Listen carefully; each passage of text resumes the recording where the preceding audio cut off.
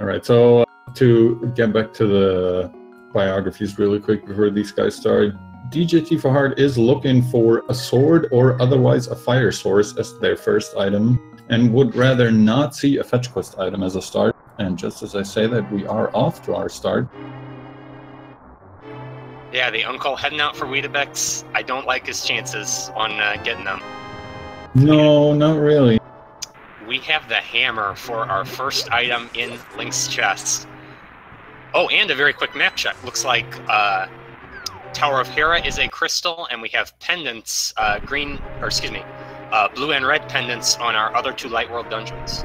Yeah, 2 pendants in the Light World, that's not really something you want to see. You'd rather have 3 crystals in the Light World and then hope for, you know, very annoying or long dungeons to be pendants that you hopefully don't have to dip into, but if this tournament has proven anything to us, it's that pendant dungeons can be just as important as crystal dungeons. And of course, I was going to say that with hammer, the uncle weapon is kind of obviated. It doesn't really matter too much since we have that hammer doing tempered sword damage. But then they pick up the bow and the bolts. What is this seed? This is we've got stacked opening. Bow, hammer, and boots in the first minute, more or less. This is going to be a good one. Maybe they'll be done by like 45 minutes, and I can go grab some more food or something.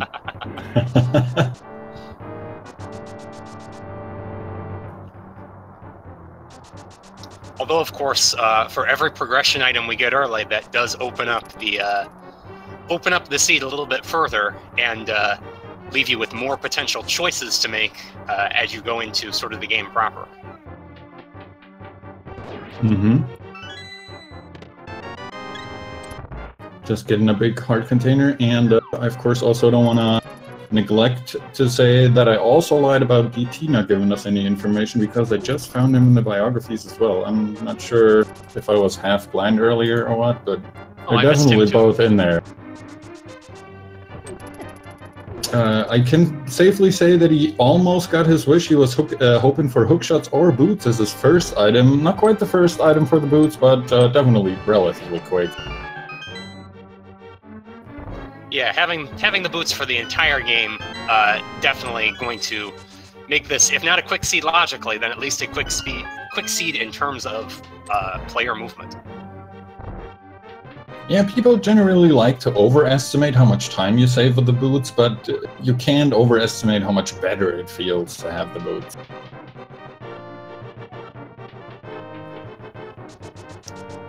And kind of interesting, our runners electing to use separate weapons out of the 2 that they acquired early on. DT sticking more or less to the hammer, whereas djtifaheart switching to the bow and using up some of her arrows to finish off early escape. An interesting choice, really. We see that DT hasn't fired a single arrow yet. He's still got the full complement of all 30 of them, so maybe saving them for some of the harder enemies, or maybe just feels more confident with the hammer since it does a little bit more damage, I think. Yeah, definitely if you can overcome that small hitbox, the hammer's damage does let you take out enemies just that little bit quicker.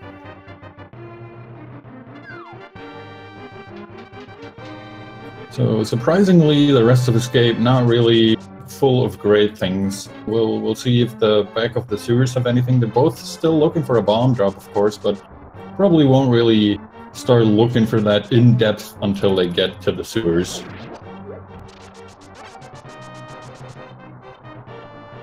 Yeah, and of course, with a non-ammo weapon available to them, there's really no limit on the number of enemies that they can choose to kill looking for a bomb drop here. Of course, they aren't going to want to spend too much time, but being able to bomb that wall in the back of Escape, definitely something that you like to route in early on. Mm-hmm.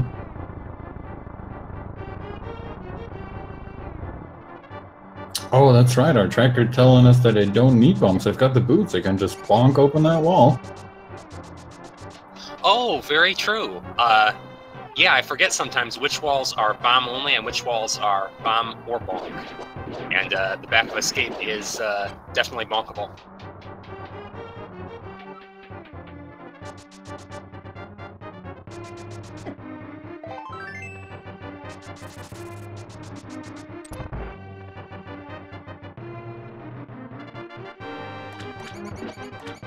And here we see DT looking for some bombs anyway, probably because he doesn't really want to go farm for them afterwards. You still need a couple of bombs in Kakariko. Yeah, and with just 6 rupees for both players so far, it's not a guarantee that they'll even have enough to buy bombs from the bomb shop by the time they get there. Exactly. All depends what they find here and what the items in the Lost Woods will be.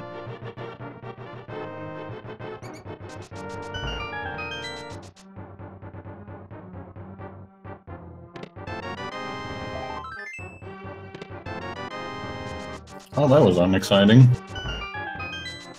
Yeah, for all the early items, nothing too major here in the back of Escape.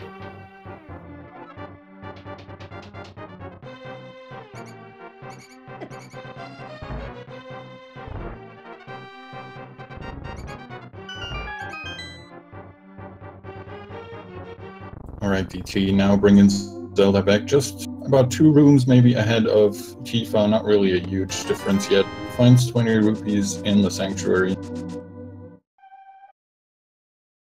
Yeah, and both players going to end up with really respectable escape times. DT finishing up in under 6 minutes, which even for a hammer and bow escape, not too bad at all.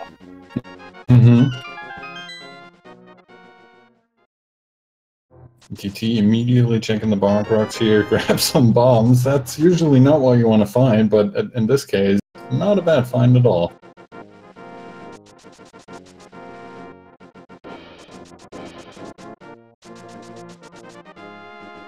Tifa's doing exactly the same, probably going to be happy about her bombs as well. And man, this seed sure likes giving these guys arrows. Yeah, and with bow as the uncle weapon, arrows on the tree pole is a very nice piece of information to have.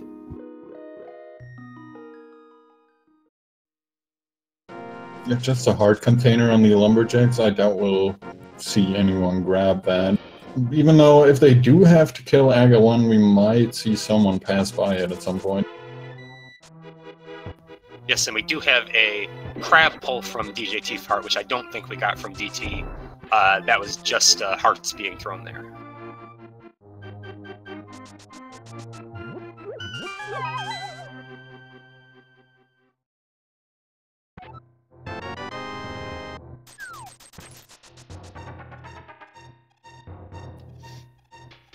And of course, with the Nega Link sprite comes Nega lots of NPCs in the game, as that palette for Link is shared among several different NPCs.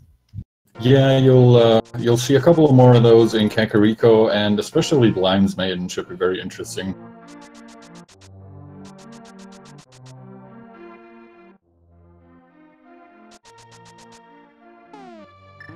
Alright, so off to the Kakariko check we are. Pretty usual site early on, that's the route most people take out of Escape.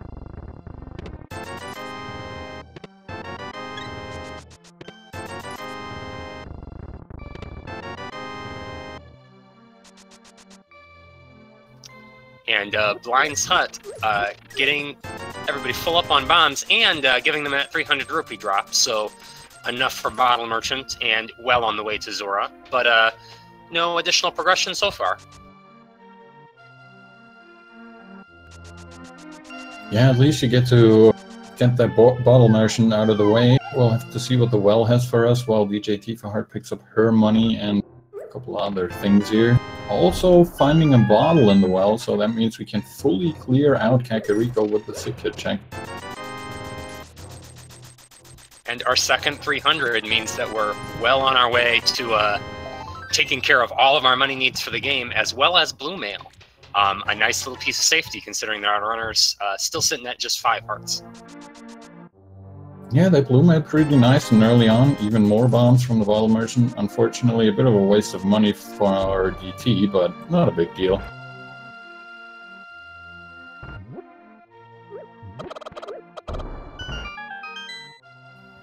DT tossing around a chicken while he waits for his bomb to explode.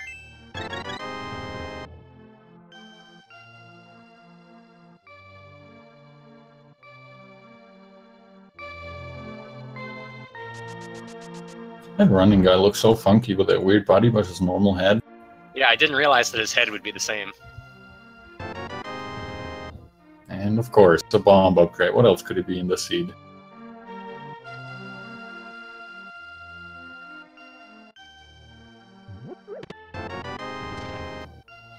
Yeah, and with those chest 3 boots, our runners are going to be able to pick up the item on the library directly, rather than having that, in some cases, be a significant locked item. We'll see DT going in here, and it turns out it is just a big 20, so not going to spend the time for that. Yeah, just more cash.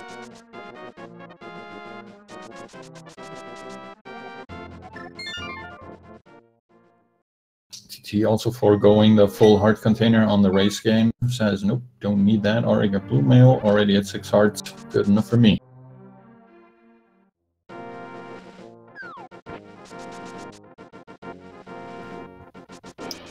And now it does look like DT is going to be heading around the traditional South Shore loop. I have seen on these early bow seeds, some people do elect to go straight into Eastern. In this case,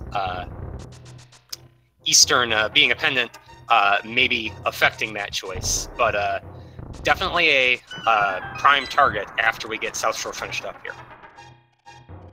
Yeah, would not be surprised to see someone head over to Eastern, right? Maybe after Mini Moldorm Cave. Ooh, look at that. There's a soggy mirror out there.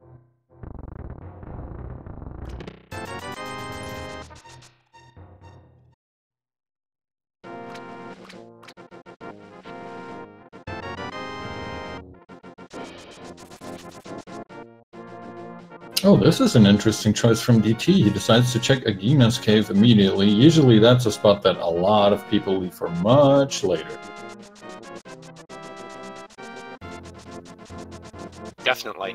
And checking that Desert Palace ledge item, seeing just some bombs there.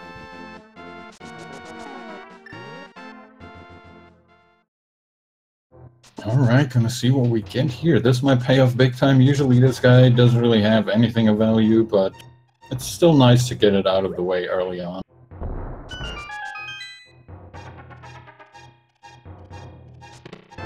Well, that is most definitely something of value. We have our first set of gloves.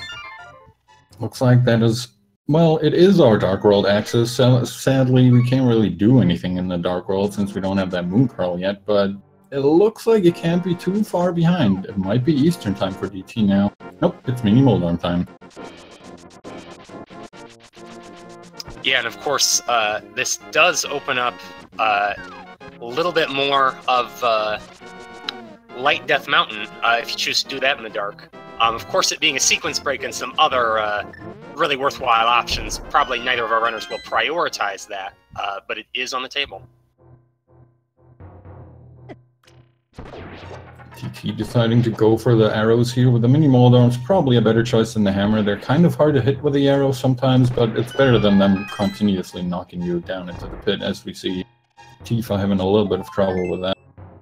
Yeah, and getting kind of low on hearts here. She does have a bottle in the Fury, but, or excuse me, Fury in a bottle, but would probably prefer to avoid using it. Yep, and DT showing us that really all of worth that's in there is a Quake Medallion.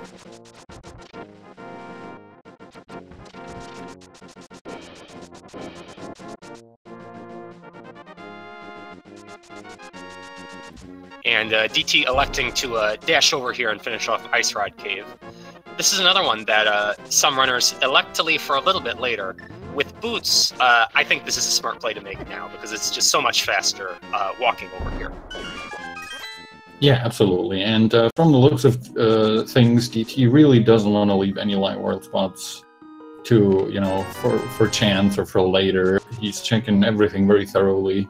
And it's paid off for him so far. I mean, Ice Rock Cave only having $50, not the greatest, but it's out of the way. Yeah, djtifaheart, meanwhile, making the same play. Unfortunately, only at half a heart and coming up into the crab gauntlet surrounding Ice Rod Cave. This can be kind of scary. Oh man, almost dashing into that one crab, then almost gets hit by that one stray fireball from a Zora somewhere, but manages to get in. Okay. Whew. And DT, meanwhile, setting up the fake flipper from the right-hand side using a bonk off that bush, seeing a piece of heart on the Lake Hylia Island, and will be going up to Hobo, and potentially even farther. Without the Moon Pearl, will not be able to check Waterfall Cave, but definitely has enough money for Zora if they make that decision. Yeah, I'm a little bit surprised, but this isn't necessarily a bad play at all. As long as, well, it's only a piece of heart anyways, but as long as DT remembers what he sequence broken and what he's gotten out of these sequence breaks, he should be perfectly fine. Yeah, and I think, as you said before, it sort of goes along with what might be his early strategy here, making sure as much of the light overworld is cleared out before having to go into these dungeons, which, by the nature of their pendant status, are a little less attractive than they might otherwise be. Tifa also just asked Sahasrara for a little hint, and it looks like Turtle Rock is our green pendant, so that could be interesting. Oh, and Tifa picking up the lamp in the back of Sahasrara's hut, so Eastern Palace is now 100% in logic here, and I can't imagine that our runners won't just immediately go over and do that. Yeah, with what... Oh, well, DT immediately proving us wrong. He really wants to stay out of those pendant dungeons. I can't blame him. He's already found the glove, unlike Tifa, who is still looking for something more. Yeah, and I can only assume with this warp to Sanctuary that he must be planning on going up here to Old Man Cave and hitting as much of Light Death Mountain as he has available. Yeah, with the hammer and the mirror, he can pretty much check everything and get into Hera, the only crystal dungeon in the Light World, so I really like his decision. And with a lamp, he does have a fire source that guarantees he will be able to full clear Hera, so maybe that was the deciding factor that made him decide to save quit there. Yeah, we'll have to see. This is the first real big route diversions. I mean, of course, DT has found those gloves at Agina's cave, which Tifa has yet to find, but it wasn't a huge divergence, you know? This is pretty big, I'd say.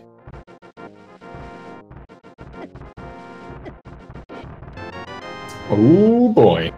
And that is very big indeed, as DT has now completed the Dark World puzzle, having the hammer, the Tier 1 gloves, and the Moon Pearl. And after he finishes up Hera here, we'll be able to enter the Dark World at just about any location except for those few that require the Tier 2 gloves. Yeah, he certainly is in a great position now. All his play is really paying off so far, grabbing that gauntlet from Agina and then deciding, alright, I'm not checking Eastern, I'm immediately going up Death Mountain and grabbing that Moon Pearl from the old man. Yeah, and seeing here inside Spectacle Rock, the Cape, definitely going to spend that time to go down and get that. Of course, it may be required for progression, but even separate from that, very nice safety item to have for lots of different places throughout the entire game. Yeah, very nice safety item. It opens up Spy Cave eventually. I think his heart count is still too low, even though he has a bottle, so I'm never 100% sure on Spy Cave logic.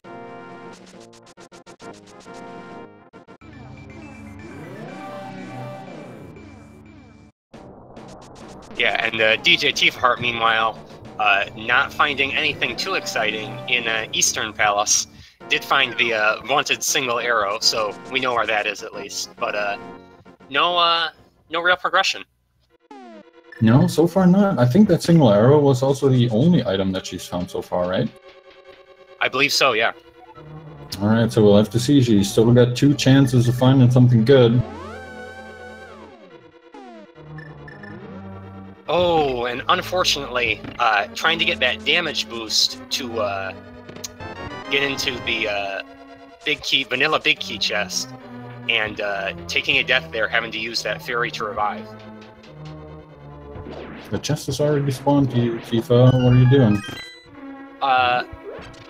Maybe, okay, no, I was thinking maybe planning on a death warp for some reason, but, I think you just missed that the chest already spawned. Yeah.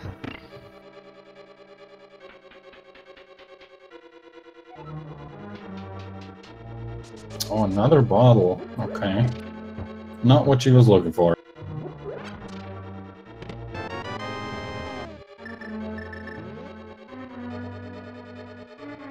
Meanwhile, I think DT has just found the map and saw the compass in the first basement, I believe, so it's really... Oh, there's the first item.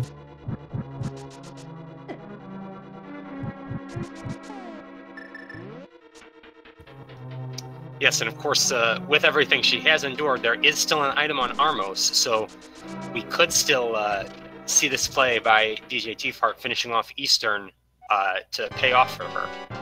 Imagine the other glove being on Armos. That would be really something. That would be very interesting.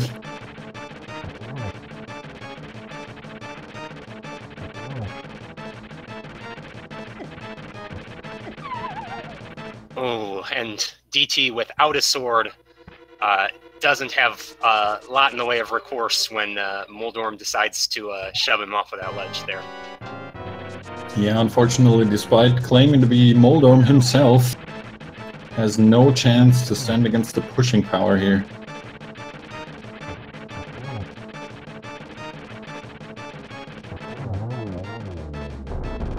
Alright, second tries to charm. Let's see if he has to do the basement. And he sure does. Yes, that is a small key.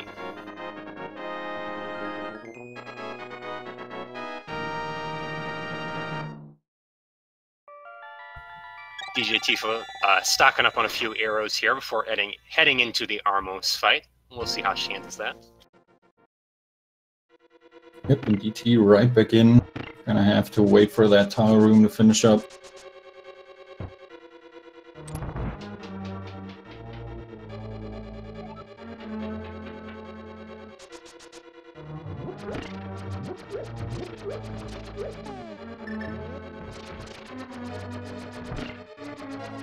Oh, and it's only a compass here.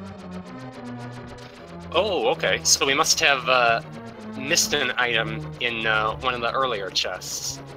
Yeah, can't have been anything of importance, or it would have shown up in her menu, I believe, or our tracker would have caught it for sure. Yeah, and so Tifa with Lamp now, but without the glove, without the glove from Agnes Cave, we'll have to take care of that before she can continue on the progression path that DT has gone through here. Yeah, and I think at this point she really has nothing else at all left, so looks like she's right on her way over there. And DT grabs a 5-arrow upgrade.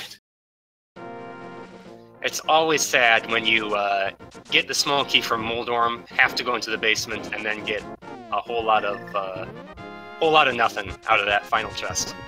Mm-hmm. DT now on his way over to check what's on the floating island and then hop down to the spiral cave. That was a rod. Okay, was it fire rod? I believe it was the fire rod, yeah. So that is definitely going to be a required item. We already know Turtle Rock is our last pendant, so all other dungeons in the Dark World are crystals. Yes, and with the mirror, DT just lacking another glove upgrade before he can come back and get that. Yep, not far away at all from it.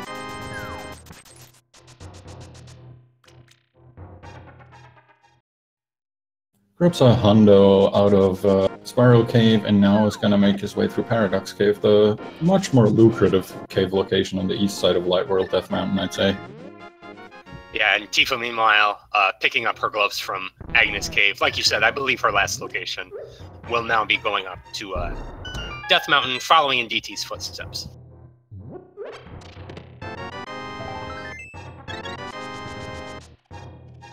Well, there's our first fetch quest for DT, grabbing the shovel. Yep, and that'll be very nice with Dark World Access and Mirror. That's very easy to route in, along with Stumpy, the sort of small loop around Dark World Overworld.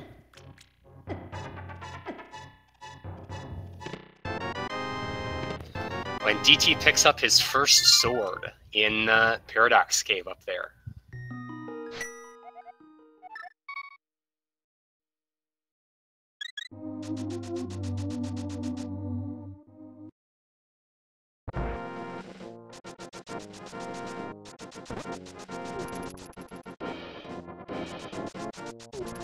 And yeah, DT heading over here, almost certainly going to enter Dark World.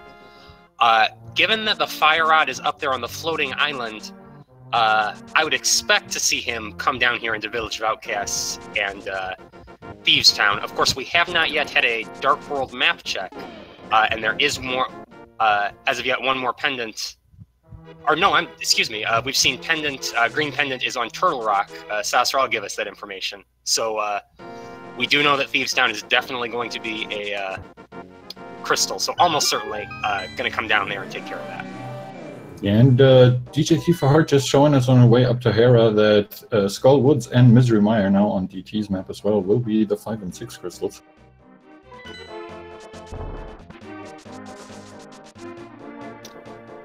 Oh, and very interesting.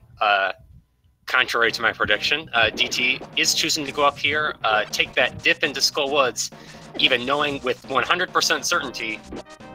Oh, or maybe not? Looks like he's planning to go at it from the back, since he knows he can't finish it completely, and then will make his way over to the Bumper Cave once he finishes the front part of Skull Woods. Ah, I see.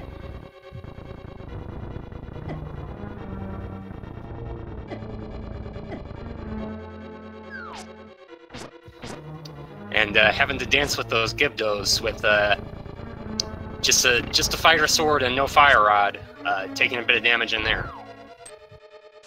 Yeah, but squeezes past just barely, and now checks what's back here. 20 rupees, that's item number 1 out of Skull Woods.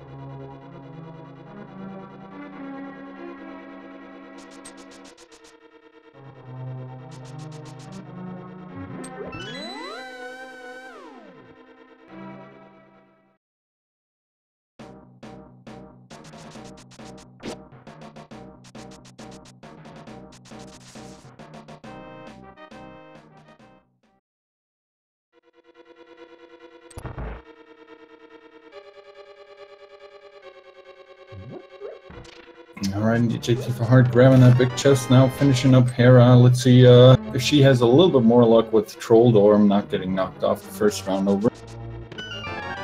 Yeah, quick question in chat about what does quaking a Gibdo do? I believe they turn into those kind of bag of sand enemies, but I'm not 100% sure on that actually. Yeah, I think you're right, but I'm not sure myself.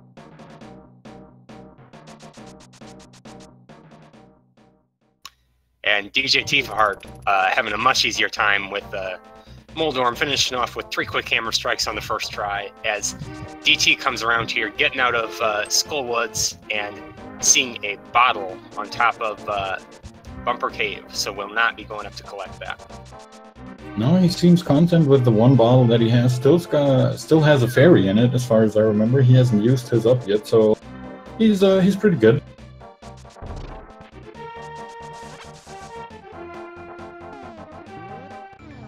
Yeah, and electing to go around and finish off these overworld locations rather than heading into Thieves Town. I like that for routing reasons, of course. They're right next to each other. But also, these are some relatively high-value locations, and they turn out to be this time as well, as DT picks up the hook shot in the Graveyard Ledge. Wow, it's really amazing how crazy much these routing decisions by DT are paying off for him today. It's like, wherever he goes, he finds the stuff. Yeah, first that decision to skip Eastern, turning out to be a wise one, and now prioritizing this overworld and being rewarded for it. Let's see what the king was buried with today. Man, that's a poor king.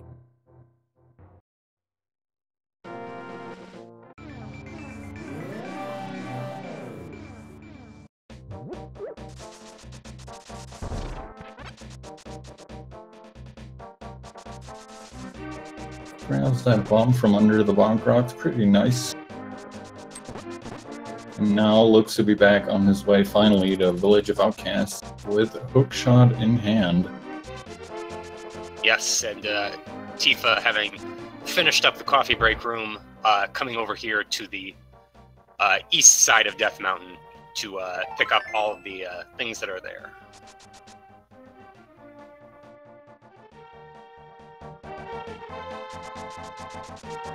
I think that was the first time on Tifa's side where I will call a dead rock helpful, because the dead rock knocked her into the fairy and filled up her life completely. Yeah, not their usual purpose in the game, to be helpful. No, absolutely not.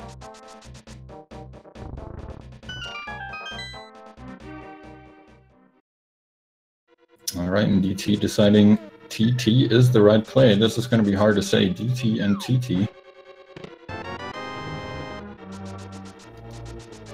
And picking up a fun little item in there for dealing with Blind, the Cane of Berna. Of course, with a sword, I would imagine that DT will be relying on the typical scripted fight, but never a terrible item to have. Yeah, the second invulnerability item in the game. Also unlocked Spy Cave, and I think he's definitely at a hard count now where it is open. I don't think we're going to see him back up there for quite a while, at least until he finds the mitts, but it is now in logic.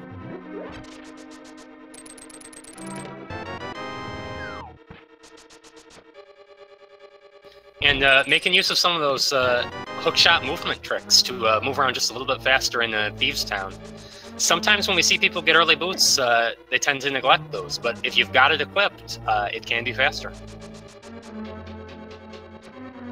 It's also just so much fun to really hook yourself around with that hookshot. Absolutely, like your Spider-Man.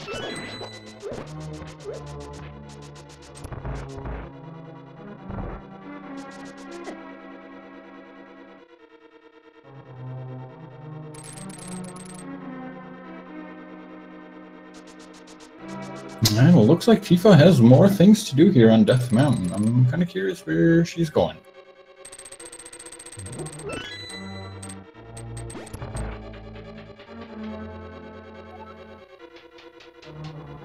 Yeah, having come up this way the first time, she should have seen all of the items available. Oh, I wonder if maybe she is electing to do Spike Cave. Oh, she didn't grab. Yeah, she didn't grab that on her first go around because she didn't want to go back up a second time earlier, I guess, before doing Hera. Oh, and DT, meanwhile, in the bombable floor room of Thieves Town, picking up his Master Sword. Oh, that's definitely going to be very nice for the blind fight. As you were saying earlier, it's possible with the fighter sword, but the size difference is surprisingly hindering in a blind fight. Yeah, absolutely. One of those features of Master Sword, which is typically less important than its damage output, but for Blind, who takes the same amount of damage from all the weapons that deal in damage, the increased size of the hitbox is really the important thing. Yeah, Rando is the final proof. Size matters, guys.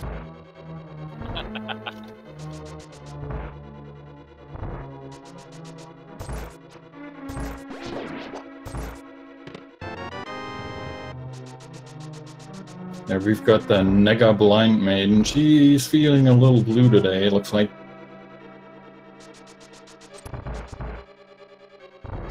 At least it's her entire body, and not her head being one palette and her body being the other. That's just a little too much for me.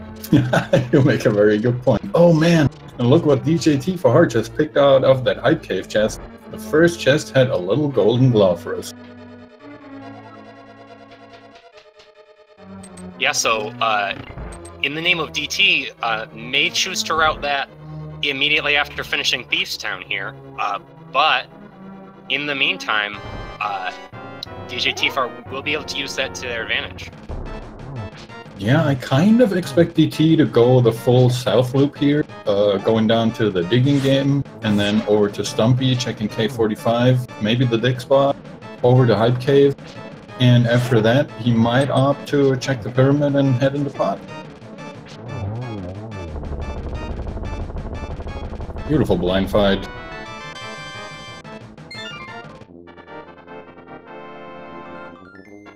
And Tifa missed it there, but not liking the item that she saw on on Pyramid Ledge, electing just to skip that and head on over here towards what looks like Pod.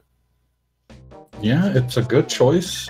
Missing out on that hookshot still, but it's not something she immediately needs, and hopefully will get around to getting before she's in any trouble.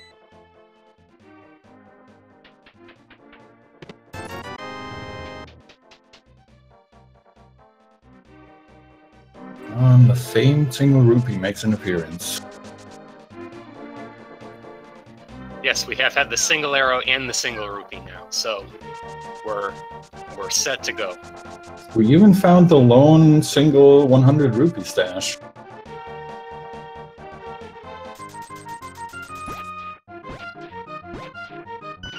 Alright, how many digs are we gonna get today? Apparently only 4 for a shield.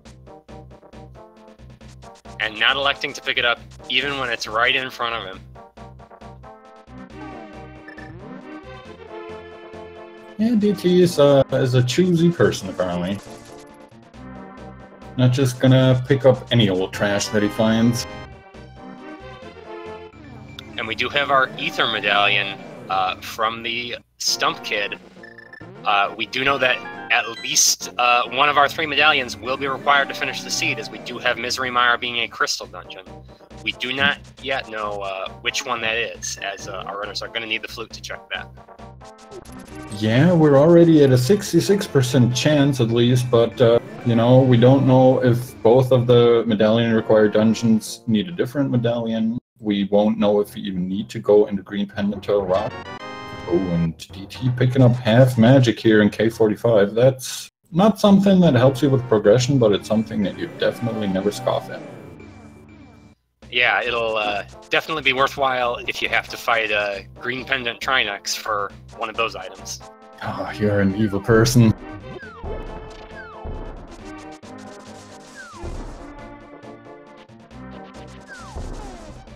Alright, and Tifa clearing no pot further, only grabbing all the keys that are usually in the front so far, and the map as well.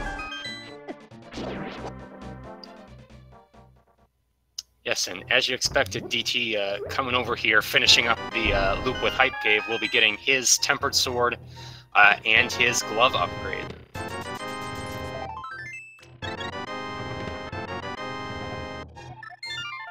Yep, also manages to finish up his first row of hearts. 10 if you want to count them.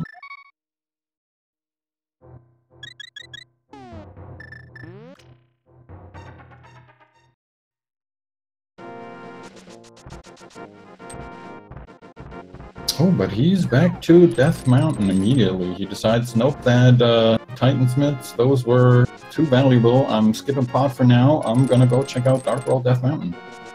Yeah, and that play certainly worked out for him in the first half of our race so far, taking those the glove and lamp and using them to check Light World Death Mountain to great effect. Tifa, meanwhile, picking up the Ice Rod from one of the chests inside Palace of Darkness. Alright, so that means we already know where both of our rods are, and DT will most likely be picking up the other rod on his way through here.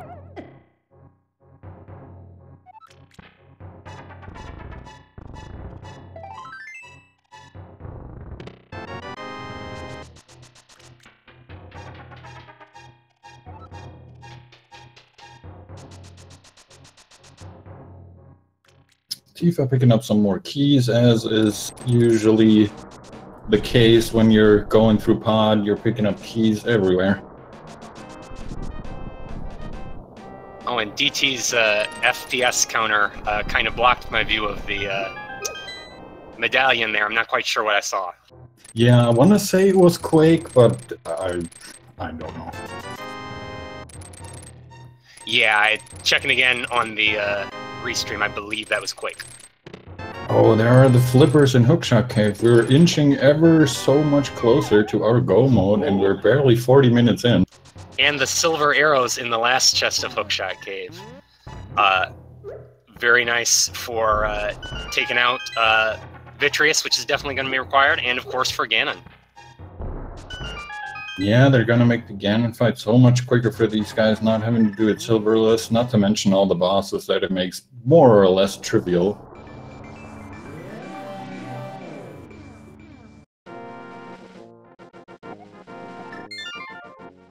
Alright, DT picks up his fire rod, and Tifa has so far really only found the ice rod in pod, which, in all honesty, is kind of useless to her. You only need it for Trinex, and as far as we know, we won't ever have to fight Trinex, and I can only hope that is actually the case.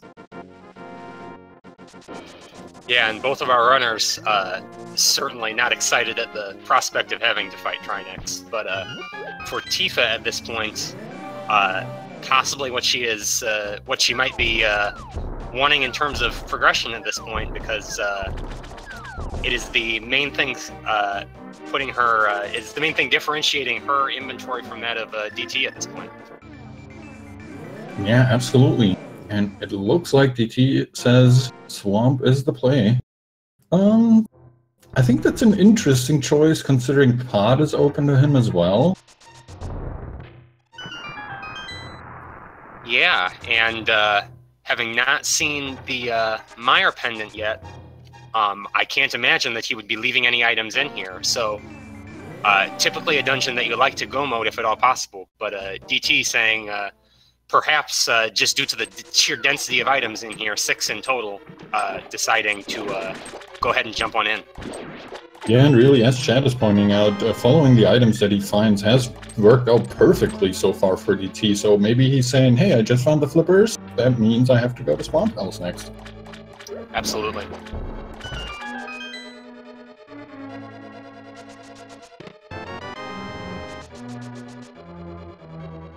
The big key in the first chest of Swamp Palace is such a pleasure. You're already aware that you don't have to get the big key from Argus and then have to go all the way back to the big chest.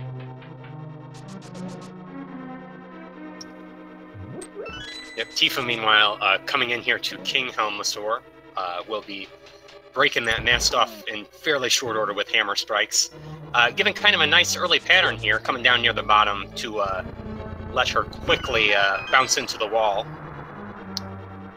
Almost, he's very close, but unfortunately Tifa not able to get that fireball cancel by breaking off his mask. Yeah, and he's only shooting fireballs, that guy. He's really not being too nice to Tifa. Oh, and the tail strike during that second phase does lead to a death. That can really come out of nowhere when you're focused on dodging fireballs. Yeah, she already had the cape out to be safe on her last heart, but she says, no, listen, the way back to Helmasaur, too long, I can't risk this. I'm going somewhere else.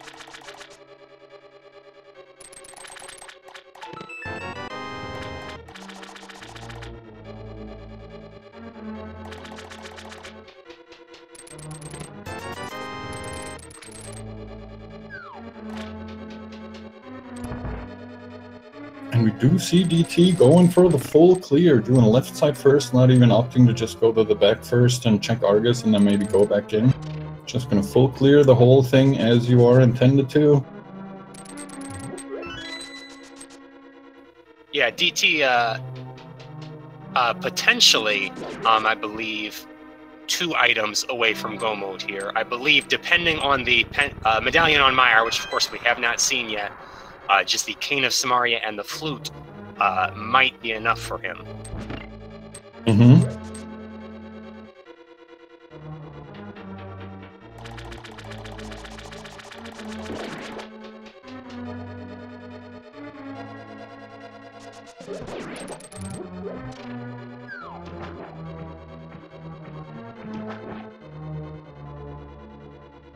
Again, very nice use of the hookshot here from DT, not forgetting that even though he has the boot, sometimes hookshotting is just so much quicker.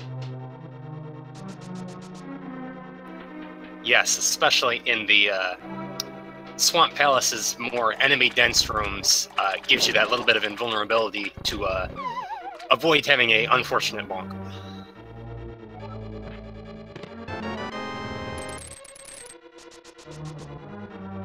Only 10 arrows in the first chest on the left side of Swamp here, so not too great. And a piece of heart. Well, 2 items.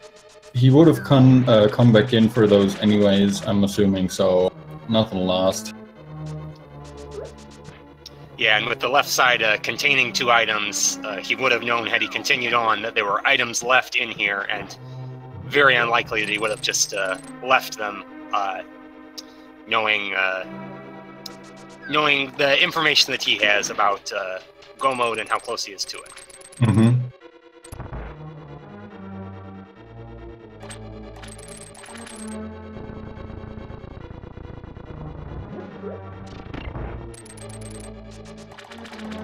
We see Tifa now finishing up her Village of Outcasts, and I'll be curious to see where she decides to go next. She has a couple of things open to her. There's really nothing that's blocking her, except maybe for that hook shot right now. Yeah, with those Tier 2 gloves in the mirror, she could go up to the floating island and get that fire rod, which makes me think that maybe she would choose to do that before going up into Skullwoods after she finishes Thieves Town here. Mm-hmm. I would hope that after she's done with Thieves Town, she maybe checks the North Loop and also picks up her hookshot from that graveyard ledge. But we'll have to see what she decides to do after she's done with Thieves Town. That is the next order of business for her.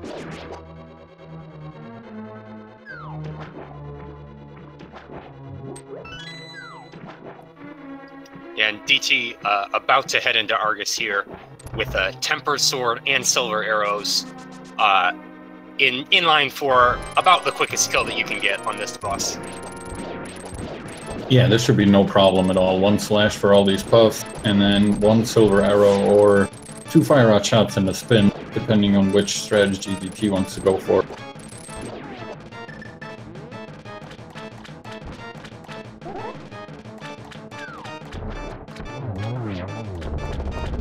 And electing for the marksman route, putting a silver arrow into the eye of Argus and receiving his third crystal. Yep, so that is Swamp finished up for DT. I'm assuming he is gonna do the whole pod play now, but he's surprised us before, so we'll see. He could also go to Ice Palace now that I look at it. Yeah, and operating on that logic of following the breadcrumbs, continuing to follow those flippers, that might be the intuition that leads him to make that play.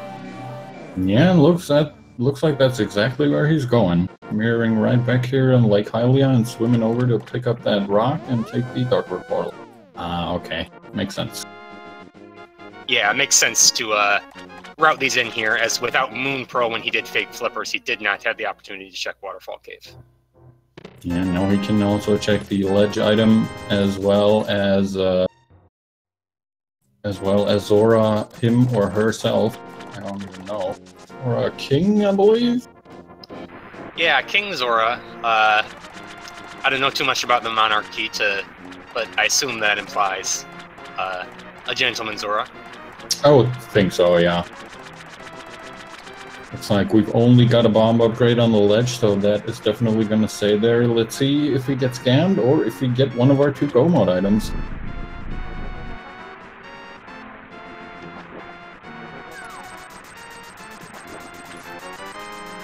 Well, that's not a Go Mode item. DT, however, does elect to walk over and pick it up. The Fisher Price My First Shield, not good enough for him, but the heart container is worth the extra second in his eyes. Yeah, sure looks like it. Now he has too many hearts to fill them up in Link's house, so he will be short one heart. Maybe on purpose, doesn't want to have any sword beams or anything like that. Yeah, there are definitely a few cases where having those can be kind of obnoxious. Get in the way of your actual sword hitbox, doing the full damage of what is currently his tempered sword. And while Tifa is now entering her blind fight, hopefully also cleaning it up as quickly and nicely as DT did, DT is indeed heading into Ice Palace. Really, yet another dungeon you'd rather Go Mode? I think Ice and Swamp are probably the two dungeons that you prefer to Go Mode in every case. Yeah, certainly. And Tifa here, equipping the cape early and electing to pop it off here just to give her that absolute bit of safety while finishing off blind. Smart move, I think, making use of the cape instead of Burna, as that extra lag that is generated in the final stage there with the Burna sparkles, fireballs, heads, everything that's flying around in there, really does end up being a few seconds worth of time loss. Yeah, you definitely don't want to lag the poor game more than it already does. This game gets more laggy the more hearts you get. That's how well programmed this is.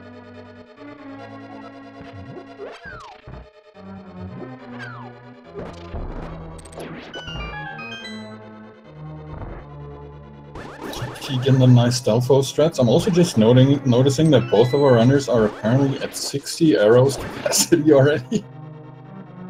Yeah, and DT with the silver arrows, not going to have any difficulty taking out the overwhelming majority of commonplace enemies in the game. Absolutely not. Also displays a beautiful bomb jump first try, not even hesitating.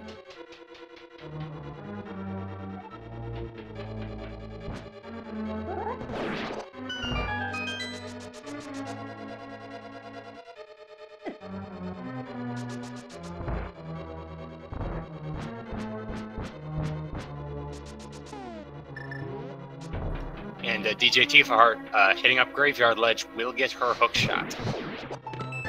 I'm sure she's very happy about that. And DT gets the Cane of Samaria. That means we have one more item left for Go Mode. Potentially. Could be two, depending on which medallion we need from Iron. Absolutely. And perhaps, unfortunately, that last item that we might need for Go Mode is the one that we need to check if that is, in fact, the last item that we need. We won't be able to check that Meyer medallion until we have that flute. Yeah, it's gonna stay exciting for a while. Until we find that flute, we won't find out if we're in Go Mode or not.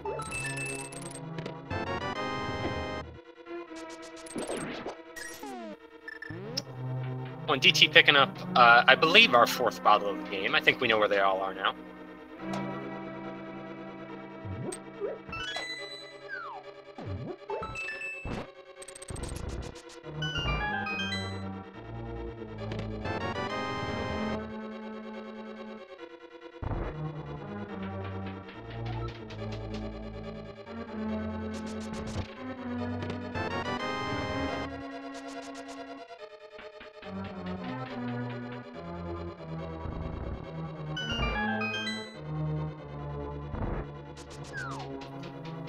As DT makes his way through Ice Palace, djtifaheart up there in Dark World, Death Mountain on the east side, just finished up Super Burning Cave, will be taking care of Hookshot Cave and getting her Fire Rod from the floating island here.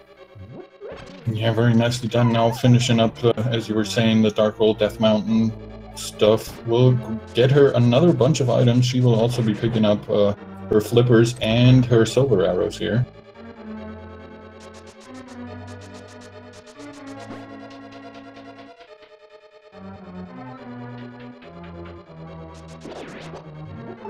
Good, and she didn't forget about the Fire Rod. Floating island, always a thing that, you like to forget about. And DT picking up the mushroom here for, I believe, his third item in Ice Palace. So another fetch quest that remains to be completed. Yeah, and would also be a lot faster if only he had a flute. Thankfully, the cane that he found in here means he doesn't have to do this a long way.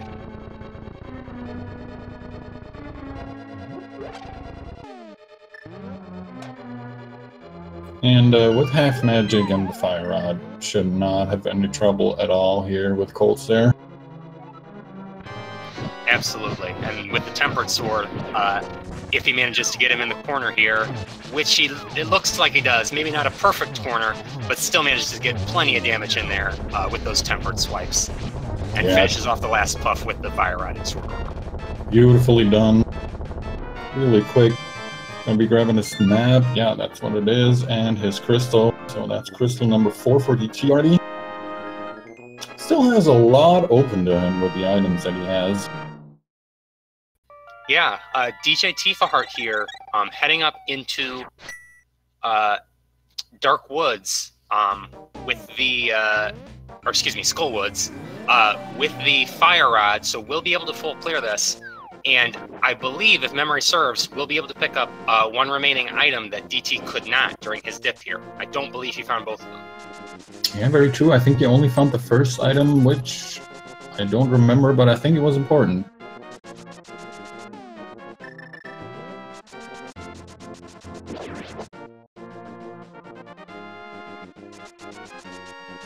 Alright, looks like DT is set on pod.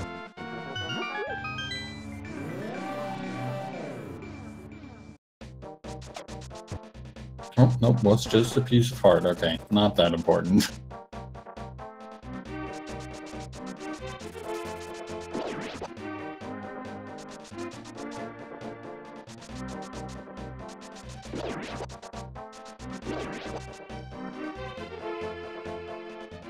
Tifa going the classic route to the Skullwood's big chest, doesn't want to deal with the weird bomb jumps. There's a couple of setups for the Skullwood's big chest bomb jump, but they're all a little bit finicky. Yeah, and having the boots does make them a little bit easier, as you can use those bonk frames to move yourself a little bit closer. But ultimately, not a really tragic time loss to do it the developer intended route. Exactly. And now DT is making his way into pod. As we were saying, we saw earlier from Tifa already that pod had nothing except for the ice rod, which might end up with DT going to Turtle Rock sooner rather than later. Yeah, and Tifa feeling maybe a little bit behind here, but depending on how quickly she goes into Ice Palace, there's still a significant possibility that she will be able to do things like Go Mode Swamp and make up a bit of time here, depending on the routing choices that she makes from this point on. Yeah, she definitely has a chance to catch back up. What we can't forget is that she did dip out of the Helmosaur fight, so she'll have to make her way through pod again at the very least.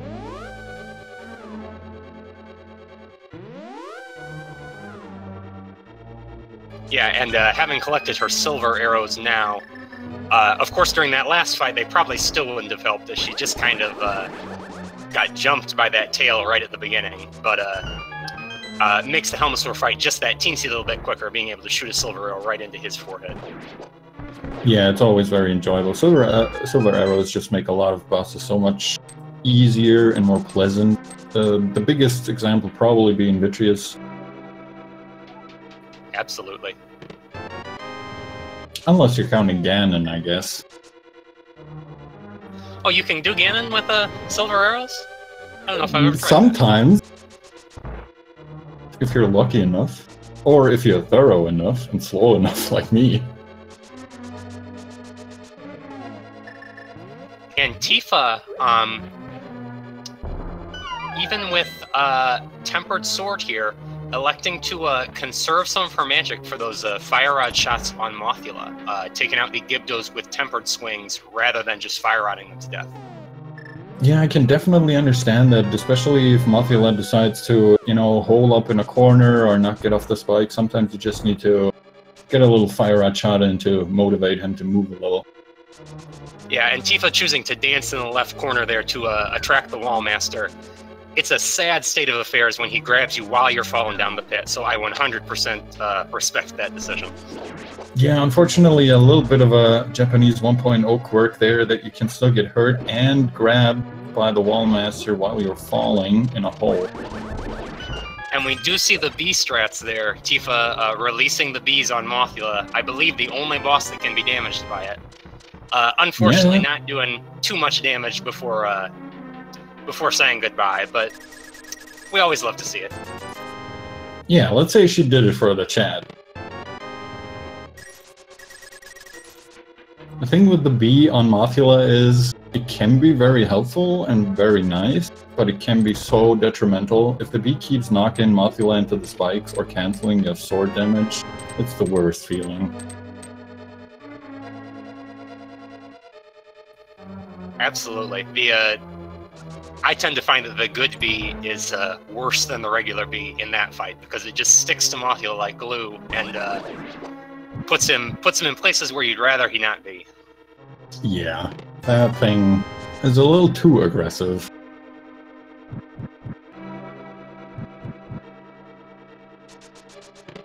And it looks like Tifa is making her way into Swamp, which we know is a good decision. Well, actually, Swamp was kind of empty. She needs to do Ice Palace.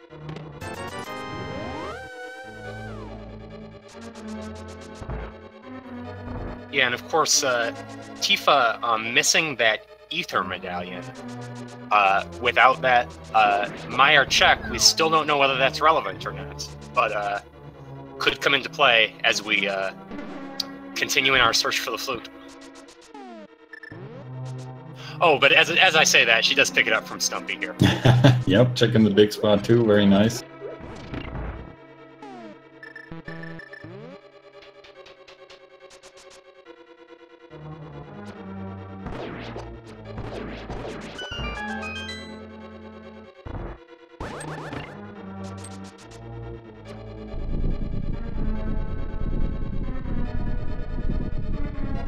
Alright, now Tifa also going to be picking up her half magic while DT waits for the super slow wall to move out of the way finally. Yeah, and Tifa, going up this route, is going to have her Tier 2 gloves, her Titan's mitts, and so we'll have the possibility of finishing up the blacksmith, the purple chest, hammer pegs, all these things up here, all of which are relatively high-value overworld locations. We could very easily see a flute from any of those. Yeah, really any of those could have the flute because, you know, you only need the flute really to get to Meyer area. And so it can be pretty much anywhere. It could even be on the pedestal. True, without our book, we have not seen what our pedestal contains yet.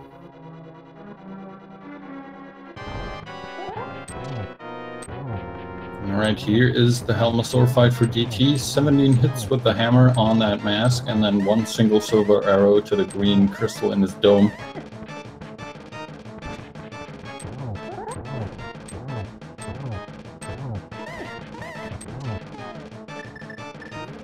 Yeah, and DT unfortunately also just fallen short of that fireball cancel, but he does get that silver arrow off and manages to finish off Helmasaur.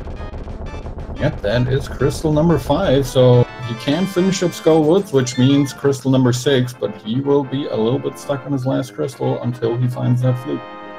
Yeah, and thankfully for DJ Tifaheart, just a red rupee on Helmasaur here. It would have been really tragic to find flute there, but since it is not, she's still very much in this race.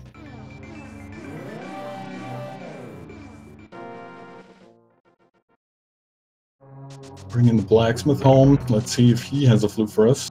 Oh, and DT is making the EP play. Yeah, one of the advantages of putting it off till later, getting the opportunity to do that dream pod mirror directly into Eastern Palace and finish it off all in one go.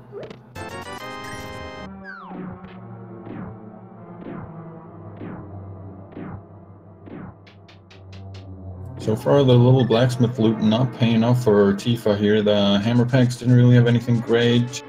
The blacksmith didn't give anything back either. We'll have to see if the little chest here is any good.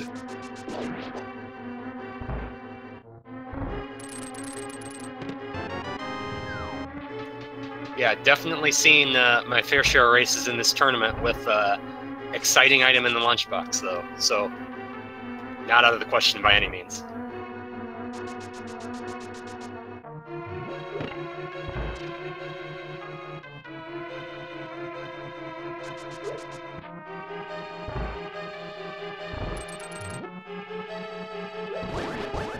Oh, and perhaps not the most exciting, but it is a comforting item. Our blue boomerang.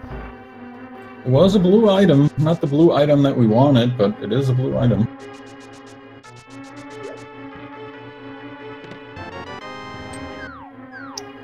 Yeah, and Tifa, smart routing choice here. That loop starting at the blacksmith and finishing at the purple chest, finishing up right at Swamp. So entering here, we'll choose to clear this out and get her crystal.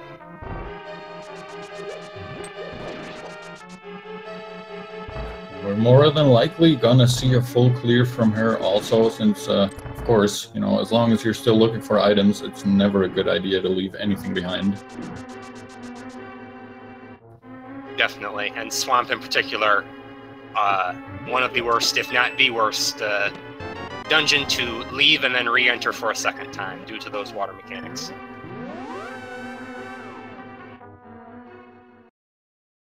Alright, DT picked up what he could, saying, nope, I'm not killing Armos, I'm not grabbing any pendants today.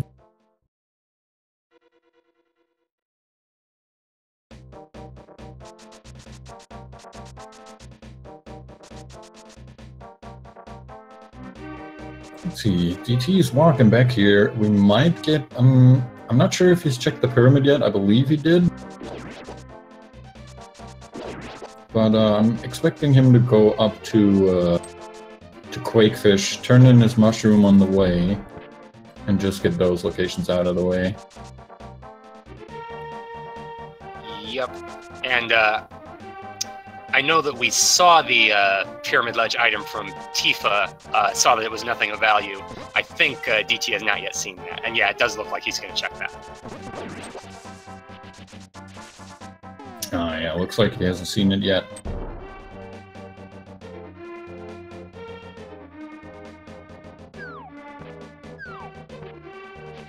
Yep, and just a piece of heart.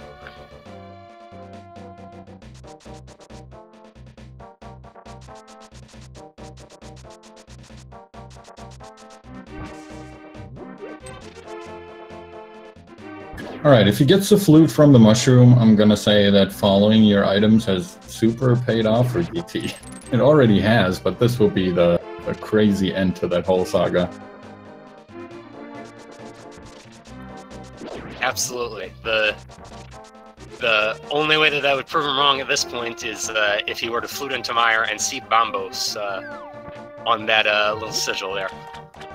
Yeah, that is still a very big possibility.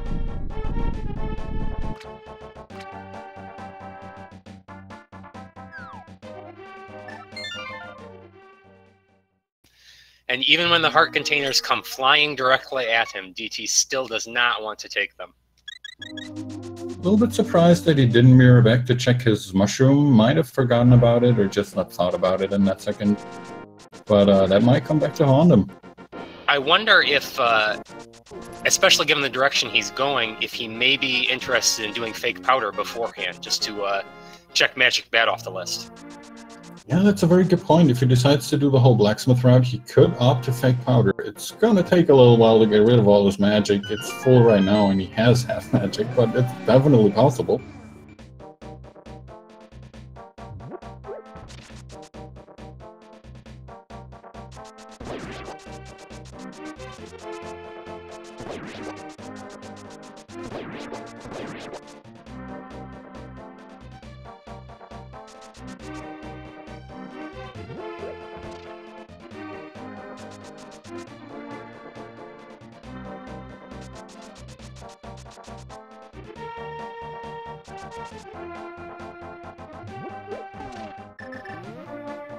Yeah, and if the Magic Bat and Mushroom don't pan out for DT, of course he does have Skull Woods left to complete, and we would probably see him do that next, would be my guess, after he finishes up this loop, of course. But knowing what we know, that there is no progression item in there, that Pendant Turtle Rock is getting more and more attractive. Yeah, I do start. I'm starting to think that that flute might be in there somewhere.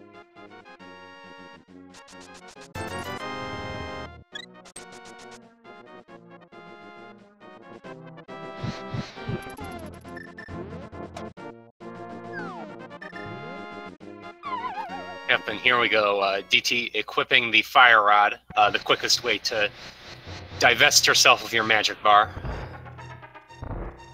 Man, that bat can't be happy about him shooting all that fire through his door.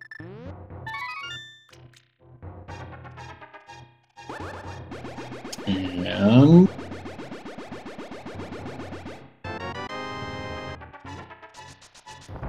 okay, so the first half of our mushroom has come up empty with just 10 arrows on that magic bat.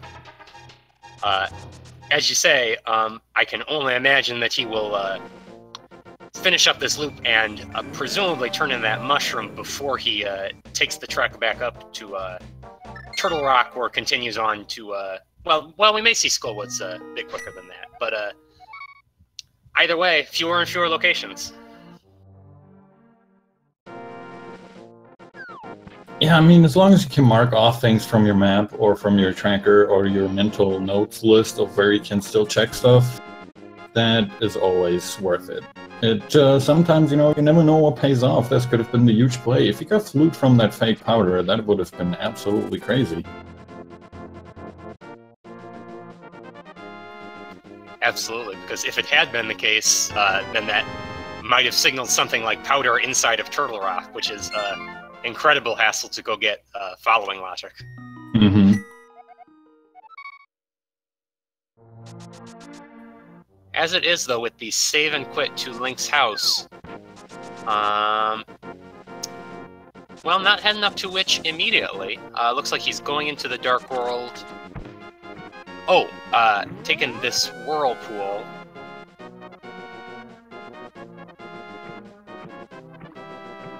Oh, he's turning in his mushroom now. Okay. Yeah. I haven't timed it out. I can only imagine, because he's doing it, that it is quicker to get to Wish this way. I'd never thought about it that way. Yeah, you barely ever see that warp or that whirlpool used, but apparently it's pretty good.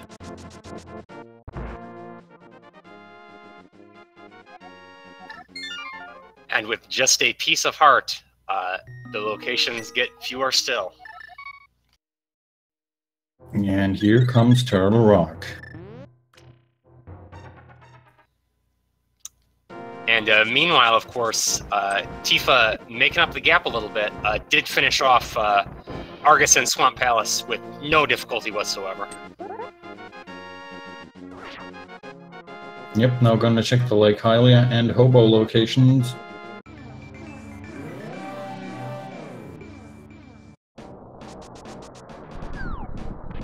Oh, of course. Completely forgot about this little cave here.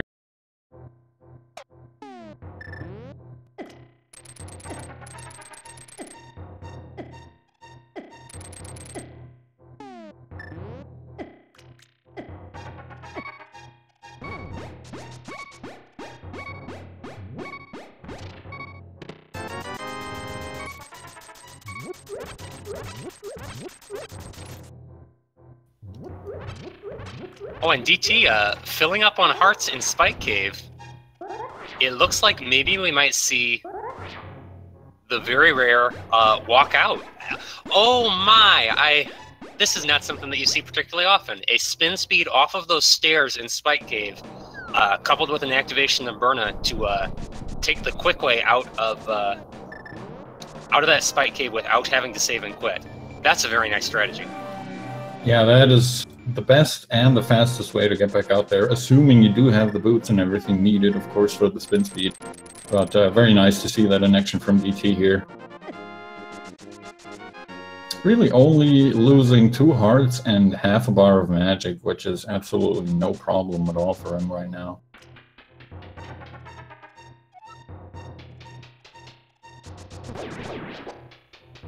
Yeah, especially if he is indeed planning on going into Turtle Rock, the very first thing that he'll see under a pot is a full magic refill, so that's essentially a non-issue.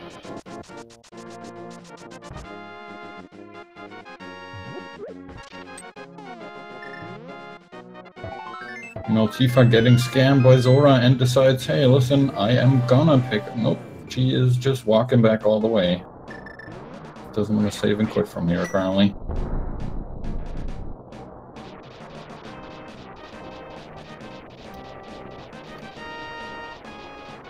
Yeah, and Tifa, without the mushroom... Yeah, I don't believe she's picked that up, so, But walking down this way, I can't imagine what else she might be doing, unless she is interested in buying some potions for maybe an entry into Ice Palace. Yeah, looks like she definitely wants a little bit of safety back here with the fairy that she used earlier. The money is plenty.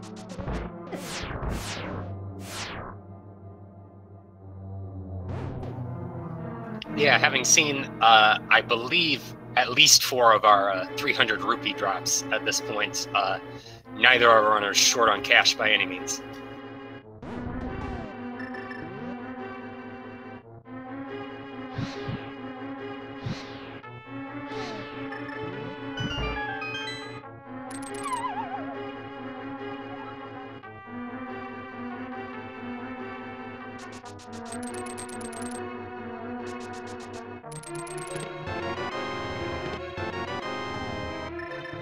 Key getting through that roller room beautifully. Grabs a small key and a big key. Not what he's looking for yet, but I think with Turtle Rock, usually the item you're looking for, it's going to be somewhere on that laser bridge, if it is in here. Absolutely. That or the, not technically part of the dungeon location, but Mimic Cave. Always an item that you like to check on the way, and with the mirror, he will be able to accomplish that. Yeah, and with the current configuration of things, this is the absolute maximum number of items you can get out of Turtle Rock. You get 5 items in the dungeon, you get the 6th item in the Mimic Cave, and you get another item from Sahasrara because it's a green pendant if you decide to finish it all off.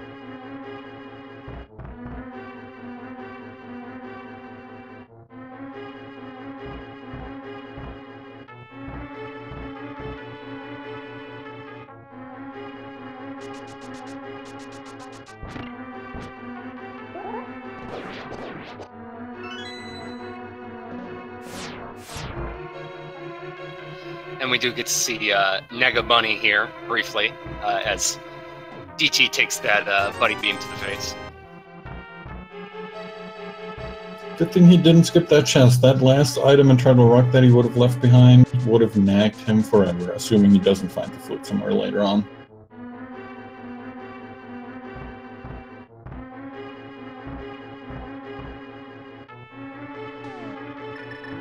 Yeah, stealing that key in Turtle Rock, one of the few advantages that go-moding it has, but definitely a scary prospect if you're looking for items in it.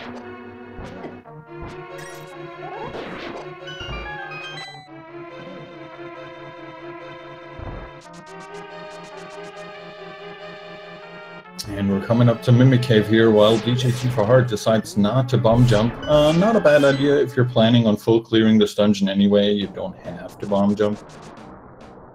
Yeah, and knowing what we know that she will find Samaria in here turns out to be quite a worthwhile oh option. Boy.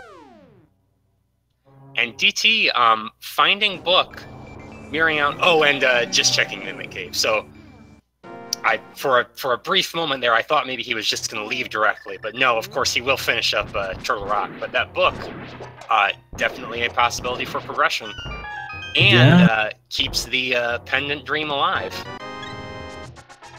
I was a little surprised as well, and for a second I did think, okay, he is really committed to the whole following these items thing.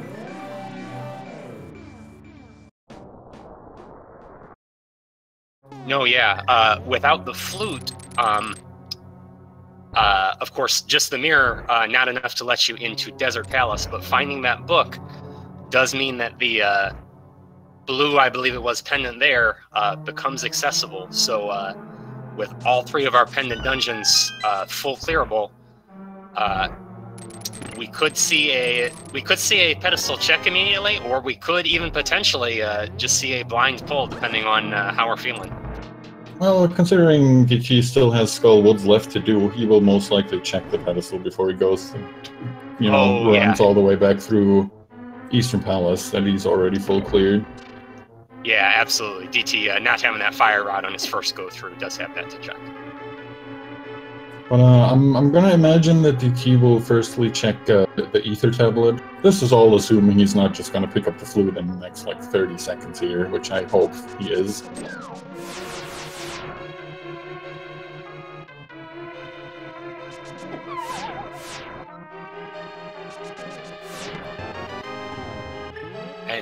fearlessly with 1.5 hearts here.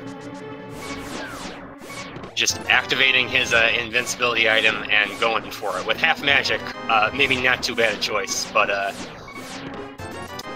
not finding a flute here. We'll see if, and no, it does not look like he is going to bomb open that safety door in the back, so we are doing it live. Trinex with 2.5 hearts. He does still have that fairy, thankfully. I was just gonna say, he doesn't have a real powder, so he can't get really a health refill here, but I guess he is relying on the fairy being good enough for this. Yeah, and having traded his mushroom, he doesn't have the option to fake powder a anti-fairy, which is a backup strat if you're really scared of doing it at low health. Yeah, but as we can see, DT here already firing on all cylinders, doing a very good job, just needs to watch out to not get nabbed by the head. And there we go, the worst part is over.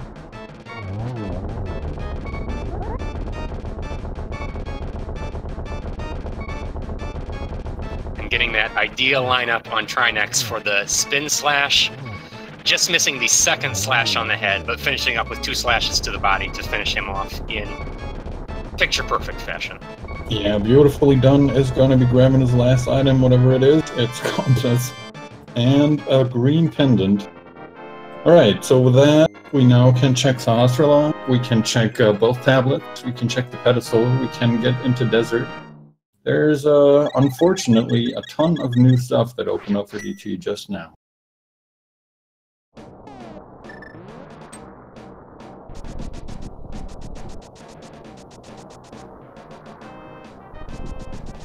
And DT coming back over here, having already checked Spike Cave. Oh, as you said before, looks like he will be checking that Ether tablet with the book. Yeah, seems like that is the plan, and then he will probably immediately save and quit to, oh, good question. He probably wants to check the other tablet, but it's not quite as convenient to get to as this one. Yeah, and from Link's house, I wonder if Sahasrara turning in that green pendant might be a teeny bit faster. Yeah, true. That is also still an option. We'll see if DT decides to go down or right first. Looks like it's down. He wants to finish the tablets off first and foremost. Or not. Yeah, DT not going into the Dark World to check that tablet, so it looks like he is just popping directly into Desert Palace. Alright, fair enough. It's not a bad decision. He has everything he needs to full clear it. There is a potential of 2 items in there. He already checked the Desert Ledge much earlier. I think it wasn't anything that he wants to pick up.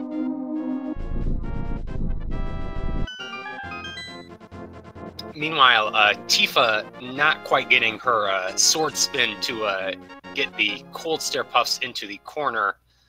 Still finishing them off okay with using a blue potion to refill her magic and taking them out with the fire rod. Will net her 5th crystal.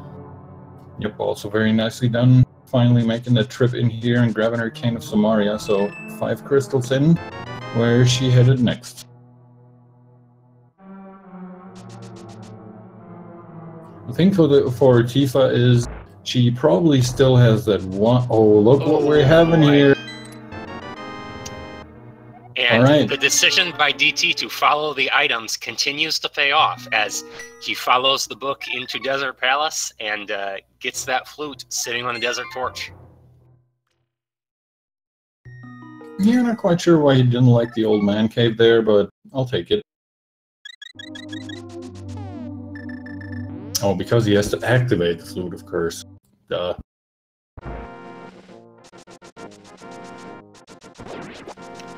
And, of course, after we get this activation will be the real moment of truth. He may be in go mode, or he may not, depending on if we see Bombos on that Meyer medallion, or if we see one of the 2 that he already has, Ether or Quake. Yeah, we'll have to see. He's probably gonna be finishing up Skullwoods first of all, and then he'll keep us in suspense for a little while longer.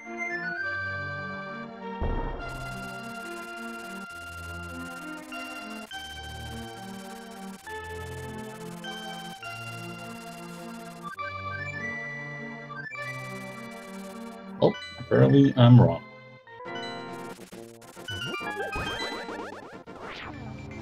Yeah, fluting to 6, electing to get the information right off the bat. It's better to know than to not know, and it is Ether, so we might even get a bird toss. Having a little trouble with the menu there.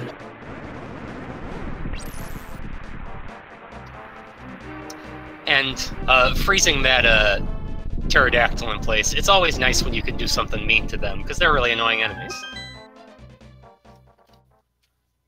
Oh, and walking through the door to Misery Mire with the frozen pterodactyl held over his head. I did not know you could do that and not cause a door juke glitch or something like that, but it looks to have worked out okay. Yep, magically makes your bird disappear. That's where your chicken dinner goes.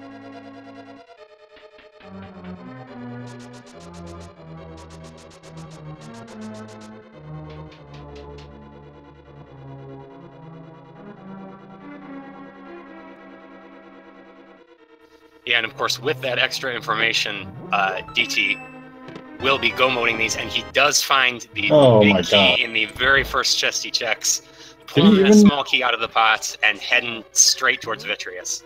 Did he even check that long bridge chest that normal people check as their first item in here? No, yeah, he just he psychicked it out and pulled it right out of his hat. Oh, well, it's been working out this whole seat for him, and it continues to work out. And now he's going to be go-moding Mire for his second to last crystal. And Skullwoods will really only be, you know, a formality at that point.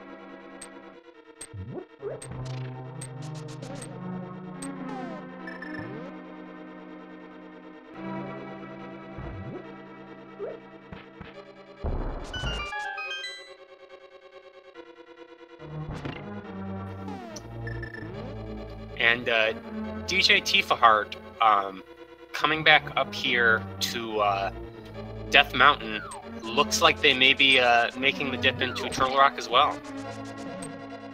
Yeah, making up some time here, deciding to dip into Turtle Rock right away, but it looks like it's going to be very hard for her to catch up to DT at this point.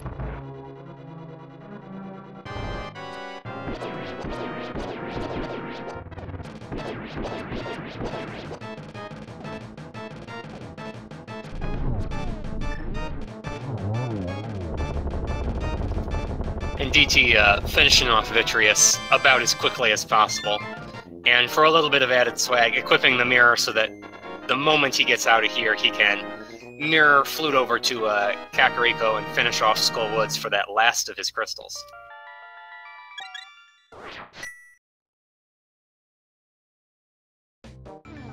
Yep, that's just a short flute away, not going to be a problem at all.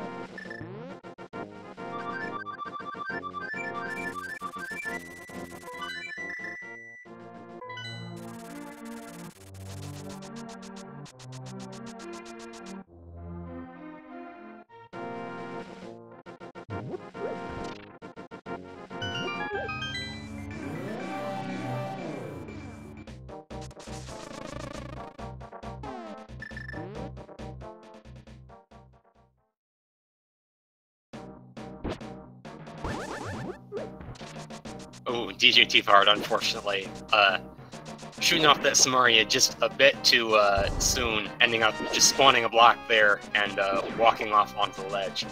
But then getting the fast hook shot, turning around and immediately knocking herself off to make that a little bit quicker. So lose a second here, gain a second there. That's Randomizer. That rune can be really misleading. The better runners make it look so easy to light that last torch and then immediately get that quick hookshot on the same torch.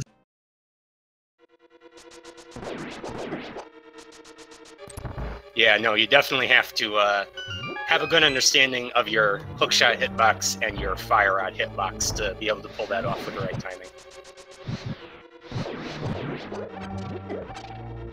DT doesn't care about anything, just shooting fire rods left and right and up and down, making it through here as fast as possible.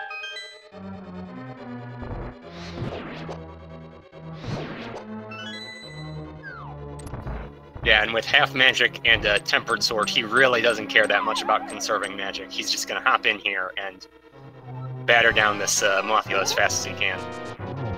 Oh, very nice dash there at the beginning. Potential for a double hit right away. Oh, look at that. Jesus. Yeah, getting some great poke dashes there to finish off Mothula extremely quickly. And as you guys know, I will leave the honors to you, my dear friend Estragon, but we're heading up GT. Yeah, so there's a little game we have here on the Speed Gaming Network regarding the question of where our last useful item is. So the Ganon's Tower Big Key, all that our runners need now in order to finish things up. There are 22 possible locations in which it may reside. If you have donated a total of 250 bits to any of the Speed Gaming channels, or if you are subscribed to any of the Speed Gaming channels, you can get your guesses in chat, and the person who guesses the most, the closest to the correct final location will earn a spot on our vaunted leaderboard. Herfy, what do you think? What's your guess? My guess is has always been, and will always be number 8. Yeah, so in the default routing, right side first 2 chests, I believe that would be Firebar Room.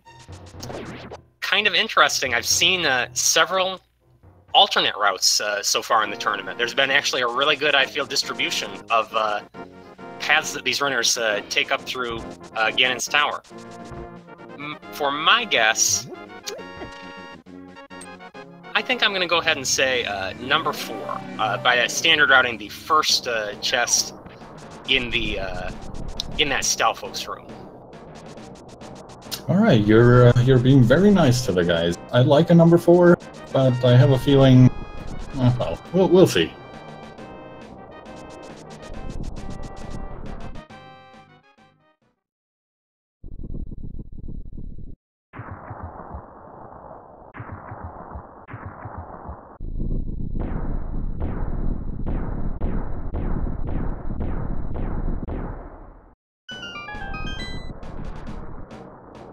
All right, and off to GT we go. Yep, and DT checking that right side first 2 chests first. We may see him go full right here, but no, it does look like he is selecting the mirror and going to go with the typical hope chest followed by full left. Yep, no small key means we have no other choice. Oh yeah, absolutely true. Unless you want to sit there in a tile room for a little while just on the hope of getting a small key, probably a better choice to go left.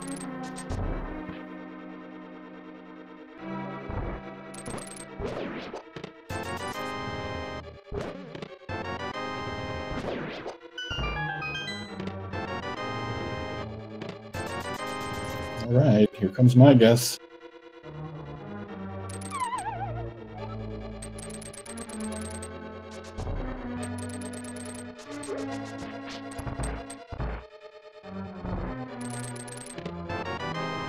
Oh man, couldn't have been a worse guess. I don't know, is map worse or is compass worse on the scale of items that you don't want? I think compass is worse because at least the map shows you where you could go in the dungeon. The compass is just completely worthless.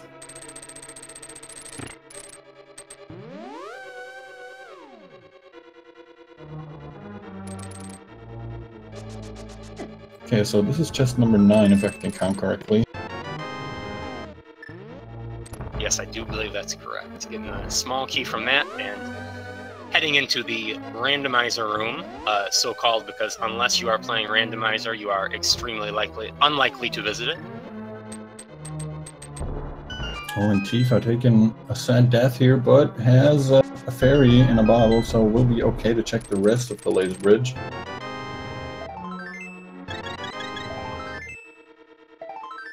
Oh boy, that's a lot of heart pieces there.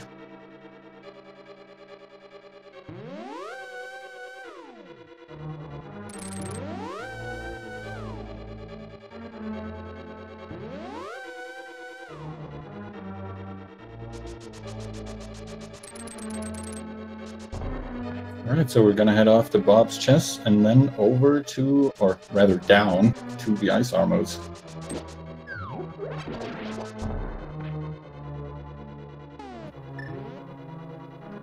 Yeah, and Tifa getting bonked around a little bit by those pokies is also going to be entering Trinex with relatively low health as DT picks up the Butter Sword. Probably not too much of a time difference there, but always nice to know where it is. Yeah, definitely going to speed up the Ganon fight a little bit, and also, you know, just nice to have, I guess. Tifa now also on her Trinex fight. Oh, and there it is in the last chest behind the ice armors, which is chest number 17? I believe you are correct. Chest number 17. I can count.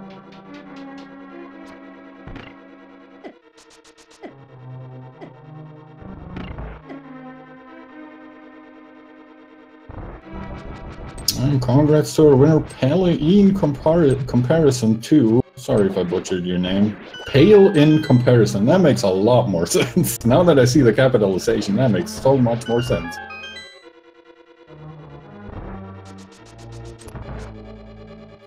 And just call it continuing the tradition of the Week 1 reveal stream. Oh yeah, you can definitely say that.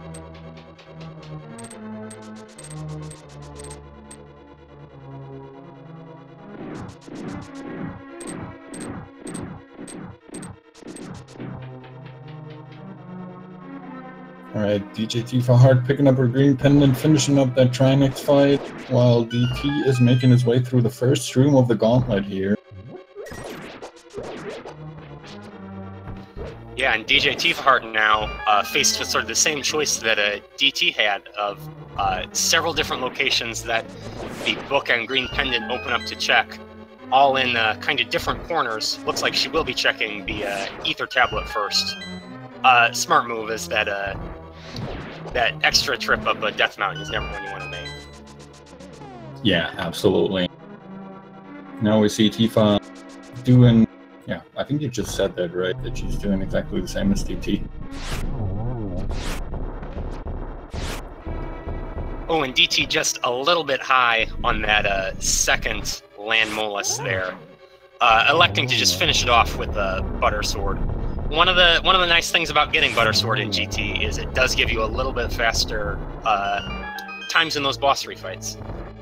Yeah, a little unfortunate, but a fitting mistake to make on this day, I feel.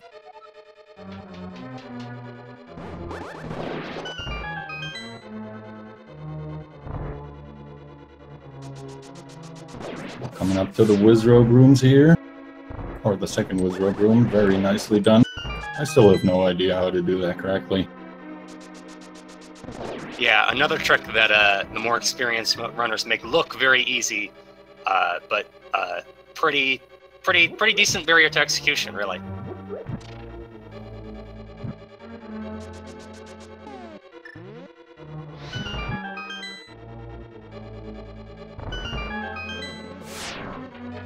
And Tifa, having finished up Spike Cave up there on Death Mountain as well, is coming down here, entering the Dark World, so maybe checking the Bombos tablet first.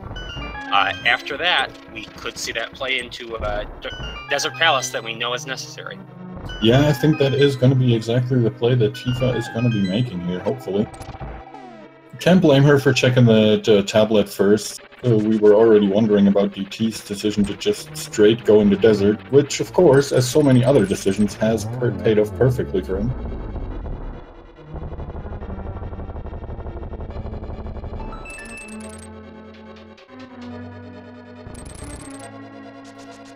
Yeah, and DT with Butter Sword, Silver Arrows, Blue Mail, there's nothing that he wants out of the rest of Ganon's Tower, so elects to skip all the chests leading up to Moldorm 2, and of course the chests that spawns from Moldorm 2. Yep, don't need anything anymore. No better swords to be found. Silver's already in hand. Guess he could have looked for the red mail, but really no reason to. And Yeah, and as DT takes care of Aga2 here, Tifa did find bombs on Bombos, somewhat appropriately perhaps, and is making the necessary play into Desert. Yeah, very nice. Hopefully checking that Desert Torch really quickly. We'll be finding her flute. Still has that stupid Helmasaur King to finish off, but we'll be finding her Go Mode item shortly. And DT gets Aga2 down wonderfully at the 140 mark. It's going to be finishing up here with a very respectable time.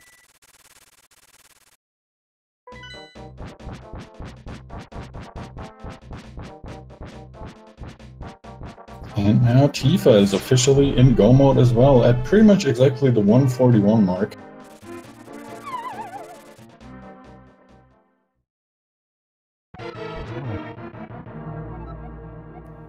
Yeah, of course, Tifa in the same position as DT was. Oh, and DT taking a death there. Oh, with a fairy, so not just a heart refill. I don't know if maybe just maybe forgot about his fairy, maybe just got a bit too close to Ganon there. I think he might have forgotten about that fairy. It looked like he walked into the Ganon, or into Ganon deliberately, but we'll have to ask him about that afterwards.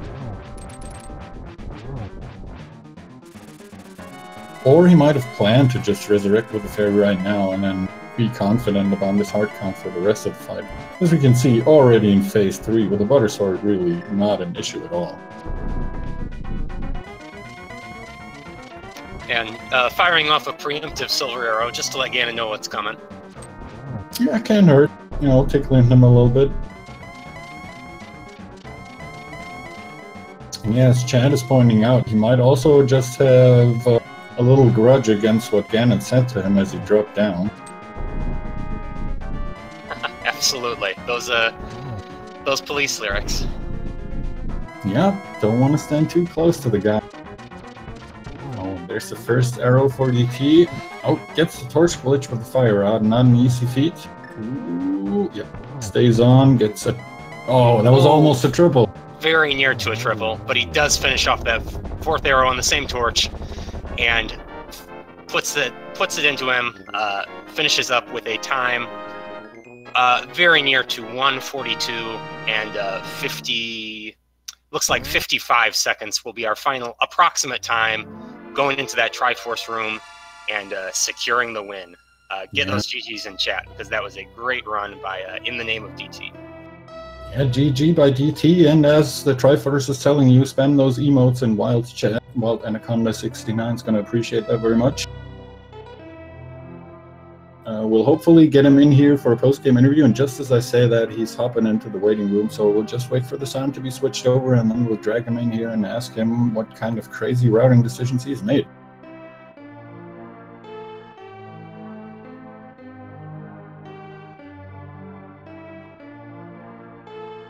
Meanwhile, djtifaheart decides to check the first chest that people usually check in Mire, which is the Long Bridge one. Gets her first small key. We'll be picking up her big key very shortly.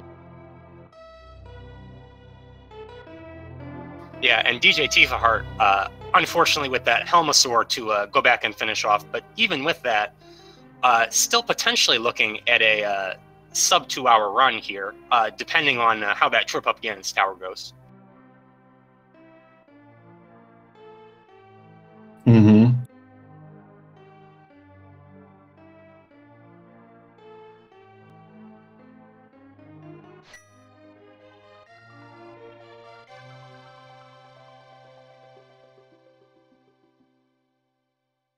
Tifa down to 6 hearts? 5 hearts? Oh, okay, has the blue potion, getting it ready.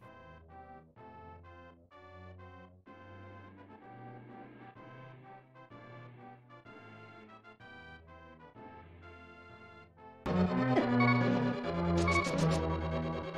there we go. Let me get DT in real quick here. Hello, DT. GG on your win. GG. Hey there, thanks guys. How do you feel about that? It was something. I was really leaning toward it being a pedestal seat at the point that I got the book. Mm-hmm. And I'm sure you noticed I just did not want to go to Turtle Rock, like, at all. Yeah, we noticed that. We also I think what we mainly noticed from you today is that you seem to follow a very big, like, breadcrumb strategy, sort of, you know? It seemed like you were following the items to a T, and it really paid off for you. All your routing decisions just led you to more items. Yeah, I guess in some sense it kind of worked out that way. It was just easiest to kind of take the world in a loop. And my big thing is to go for crystal dungeons once they're beatable. So when I made the decision to go between Swamp, which was a total bust, and then to Ice Palace, and then to Pod, it's like, yeah, we'll just keep going in kind of a linear fashion with that, and we can beat them all, and found some progression along the way here and there, inside, outside of dungeons. And the first big choice you made was going straight to Agina's cave, finding the glove. That was the first big difference we saw, with Tifa clearing out the normal, you know, south loop, and then even finishing up eastern as far as she could. Oh, wow. So she's checked everything before she got the glove. That's one of those spots where that happens, yeah. I typically, if I have the boots or the flute, make that a fairly early check because it doesn't take nearly as much time. And then it's one less out-of-the-way location that I don't have to worry about as we go on down the road. Mm-hmm. So, it worked out this time. Same with Graveyard Ledge. I mean, when does that ever have anything useful? And then Hookshot was there. Yeah, that was the second thing that I was going to mention. That also was kept away from Tifa for quite a while, because you know yourself that Graveyard Ledge isn't exactly a location that's super easy to route in anywhere. No, it's a little bit of an obnoxious location. A little bit more beneficial when you have the boots, because you can do that in the Graveyard Ledge, wow, and King's Tomb at the same time. Mm-hmm. Did anything stick out in the seed specifically to you? Anything that really bugged you, or anything that you really enjoyed? I mean, for the first little while, it was really, really linear. I was able to get the 5 crystals pretty quickly, and I was happy about that and the progress that I had made for it. And then just going for trying to find the flute, knowing that I might also need bombos. It's like there's a couple of things that could have been on the pedestal. It's like finding the book. It's like, oh, great. Well, I can at least see what's on the pedestal once that finally happened, but I'm still looking for the flute. So at that point, there was still way too much left in Turtle Rock. You just kind of needed to finish that off. I was kind of thinking, how do I route it afterward, though? I'm going to go to the desert area. And then if I don't find the flute there, that's when I'm going to go turn in the green pendant and finish off Eastern, and then just go blind pull the pedestal. Fortunately, it didn't come to that.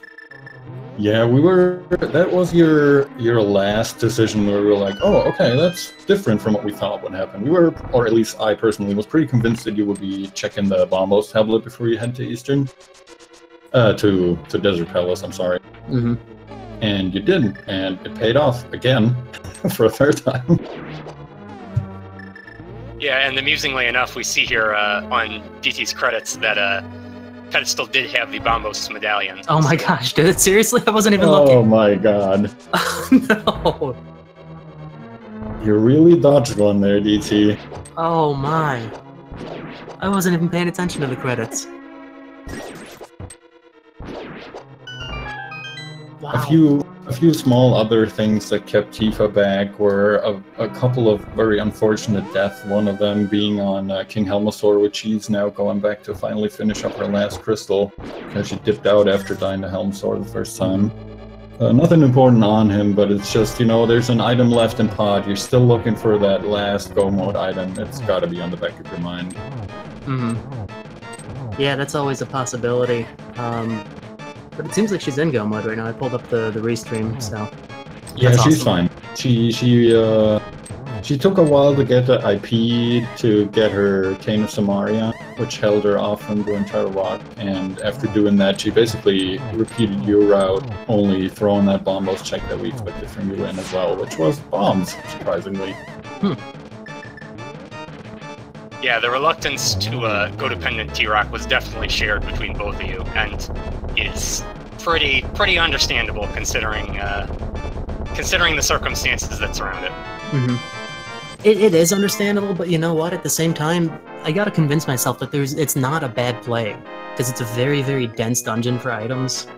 But I guess just the way that I routed too, kind of came up toward the end. Of course, I cleared a bunch of extra overworld stuff, but the reality is that after I did Pod and then I did Eastern, I could have gone straight to Turtle Rock, and that might have been the next best choice just based on item density.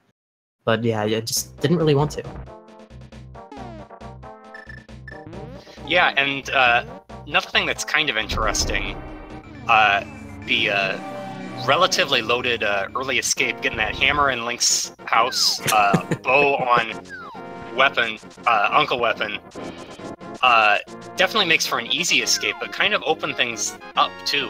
Gives you a lot of alternative options that you might not otherwise have in a more traditional escape, perhaps. Mm-hmm. Yeah, it wasn't as concerning to find bomb drops, which I didn't, so that worked out. I don't think I used the bow once in Escape, actually. I might be wrong, maybe once, but I don't think I did. No, yeah, we were commenting on that as well, that Tifa elected to switch entirely to the bow, and, you know, do the more sort of traditional Uncle Weapon strats, since the hammer is relatively uncommon, I think. But no, I'm pretty sure you stuck with the hammer the whole way through.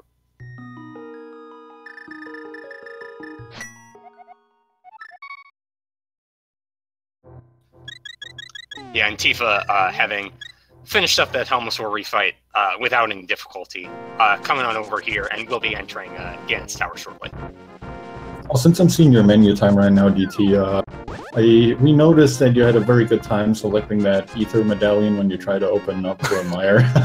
Yeah, I think about half of that menu time came from that alone. Yeah, that was just a terrible menu to get to Ether. You know what? It's one that I should be more familiar with because of NMG.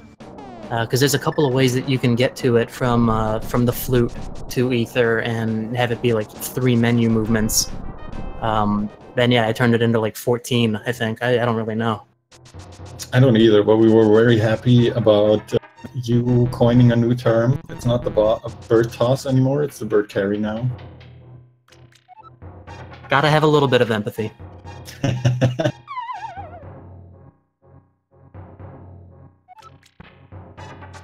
Alright, and Tifa is making her way up to Ganon's Tower now. Shouldn't be all that much longer for her to enter that. It's going to be looking for that big key for a while. Number 17, not the friendliest number to find the Ganon's Tower big key, really.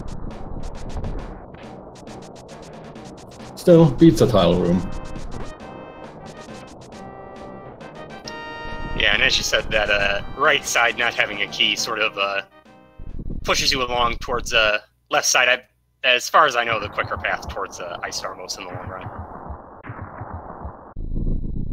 I'm actually not 100% sure. I think right side might be faster if you go full right side, but I'm really not sure.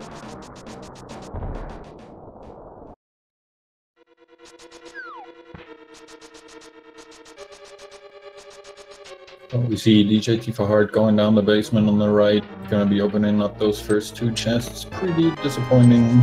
And then we're done with the right side for now. One advantage, of course, taking the same path is that Tifa will be picking up her Butter Sword as well, be able to take out Ganon in relatively short order. Mm-hmm.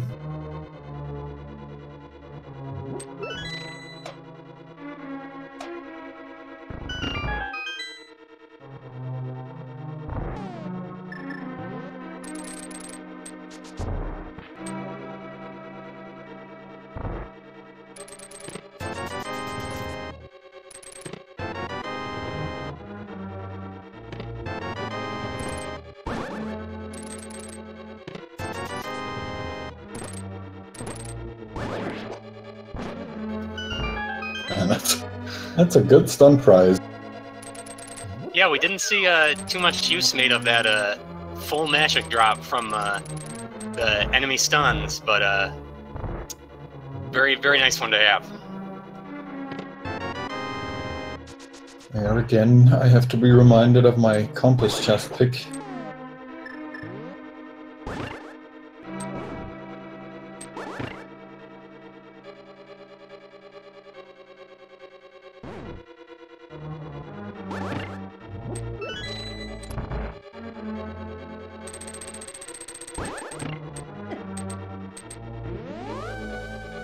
Oh, interesting. And DJ Heath, I guess just a little bit right of where she needed to be for the invincibility there, taking a hit.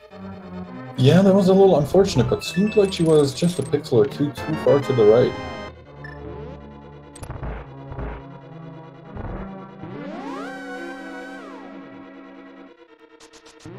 Wow, and look at that. DT just finishing 25 frames behind a clean 141 in-game time. Yeah, no 00 ending, unfortunately, but that's close enough. Yeah, pretty good still. I mean, the time in itself is definitely very, very respectable already.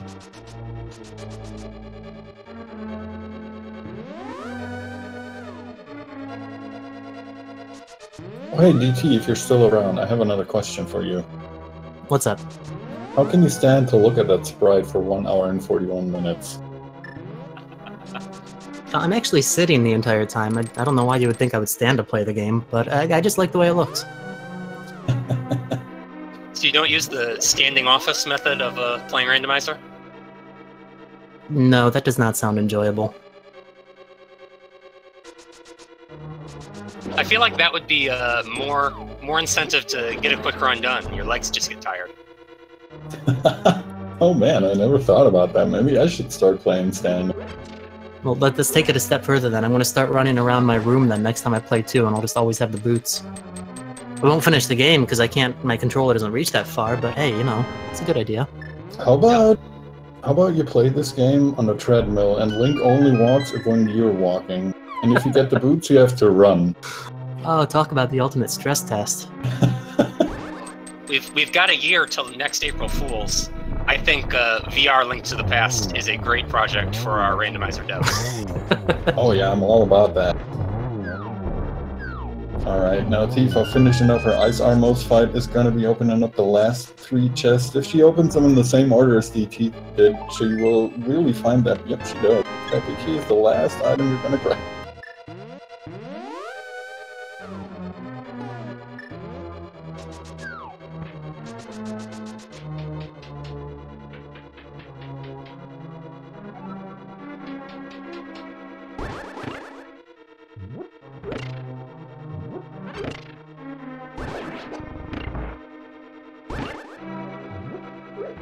Alright, heading into the gauntlet with, as you mentioned earlier, Butter Sword, Silver Arrows, really all the equipment you could wish for, with the exception of maybe the Red Mail. Yeah, and always very interesting when we see multiple runners going up the gauntlet to see the individual strats that they choose on a room-per-room basis. There's so many, and of course there's a, fastest strat, so to speak. But the difference between them is oftentimes just a matter of seconds, maybe even a matter of frames. And so it's interesting to see the runners sort of choose based on what they're comfortable on.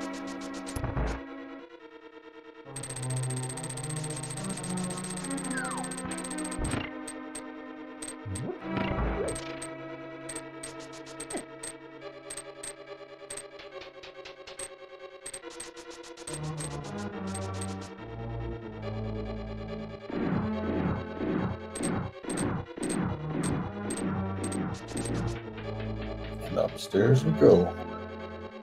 Yeah, electing to just take the walk through that cannonball room.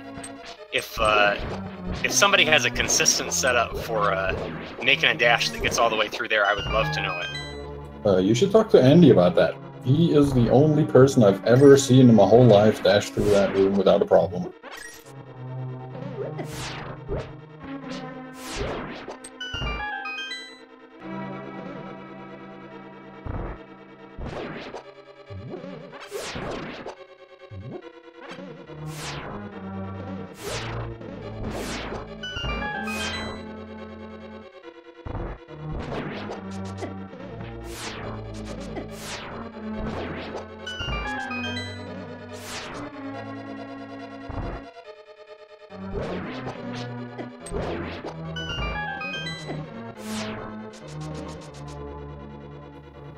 Okay, and with Silver Arrow selected, heading into the Landmolus 2 fight, looks like she will be trying for the... Oh no, instead just electing to go with Butter Sword Spins. Getting trolled a little bit by that fireball shooting demon head, whatever it is. These guys are so annoying.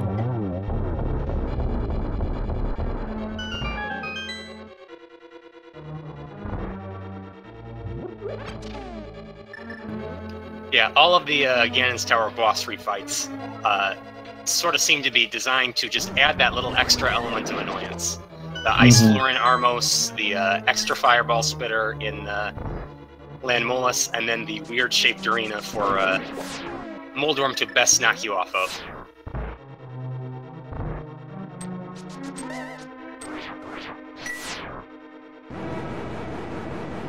Oh, and just going for oh, unfortunate. Going for Ether to finish off these Wiz Ropes in one go, but hitting just on the far side of their area of vulnerability, so having to wait for the second cycle there.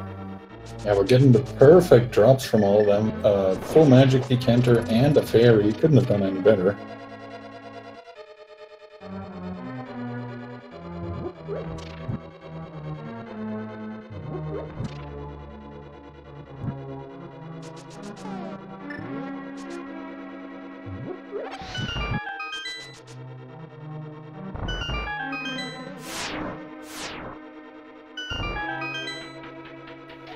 And taking the extra second there to wait it out just to make absolutely sure not to despawn the top of Yenon's Tower.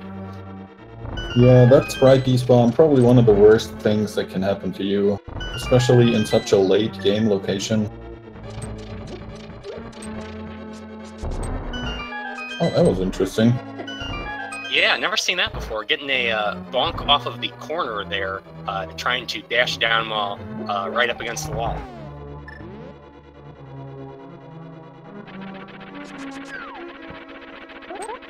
Alright, here's our good friend Trolldome 2 doing what he does best, knocking people off the platform. Yeah, Buttersword makes him easier, but it does not make him free.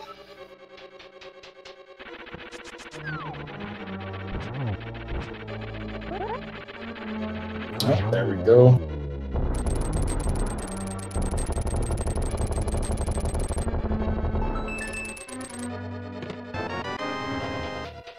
And Tifa electing to check that final chest for a Sadar Curiosity. Unfortunately, just a 5 bomb capacity upgrade.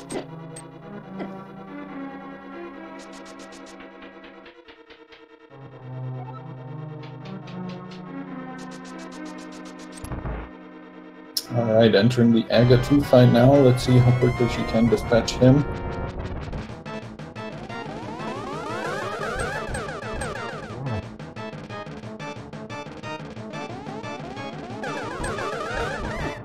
Yeah, those patterns like the first one that she just got, where they're offset just slightly from one another, can be surprisingly hard to get what looks like an easy triple on, because you've got to time your sword swipes a lot more carefully than maybe for other patterns. Yeah, it looks very easy usually when you watch this, but it's just when you're actually playing it and when you have to line up correctly in the nick of time, it's more complicated than it looks. Yeah, getting the triple, though, to finish off Aga 2 and testing out the hook shot, doing a little stress testing just to make sure it still works.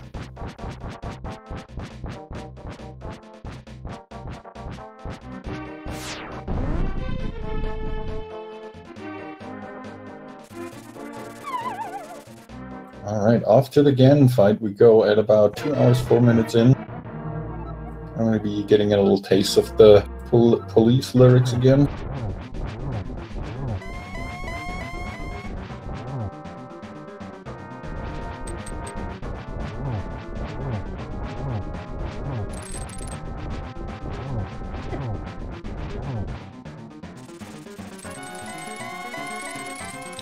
Finishing off stage 2 with no problem, 6 Buttersword swipes and done.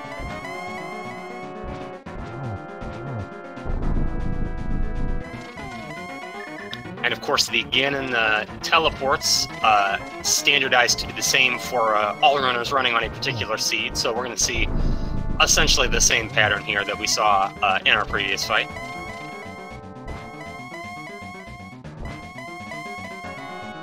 Yep, I remember it not being too trolly, but he's given us a couple of teleports.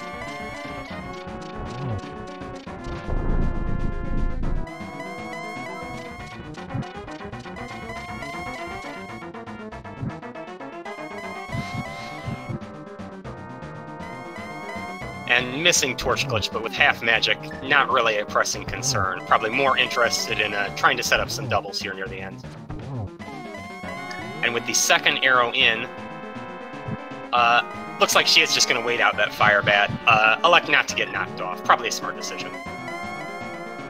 But we do see here, not shooting the fourth arrow, just waiting, shooting it now, getting it into him, and finishing off this run with a approximate time of, looks like we're going to finish at around 2 minutes, or excuse me, 2 minutes would be really something.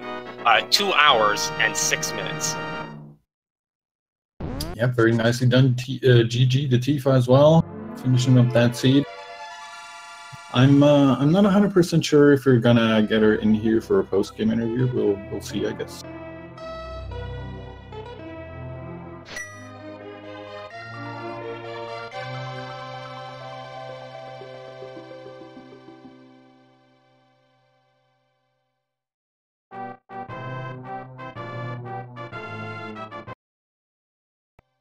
But while we're waiting here for Tifa to hopefully show up for a post-game interview, or at least show up in chat, I want to give a quick shout-out to both our runners again, of course, DT and djtifaheart. If you enjoyed what you saw from these guys, please make sure to give them a follow.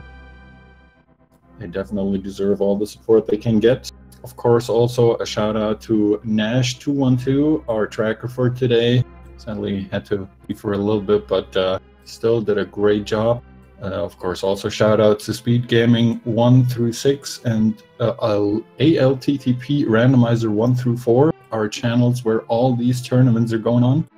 Make sure to throw them a follow if you aren't already. And last but not least, I want to, of course, thank my wonderful co-commentator, Astragon, who did a superb job. Thank you very much. And thank you, Herfy Durfy, for pairing up with me on comms here. It has been a great race, and I've enjoyed doing the cast with you. It is 5:15 Eastern Time, which means that just now we have on Speed Gaming,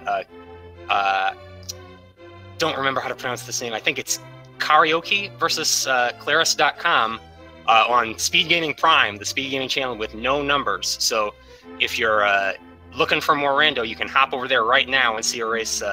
Should have just started right about now. And we do have confirmation from djtifaheart that she will be passing up on the interview. So with that, I think we may be pretty close to signing off here.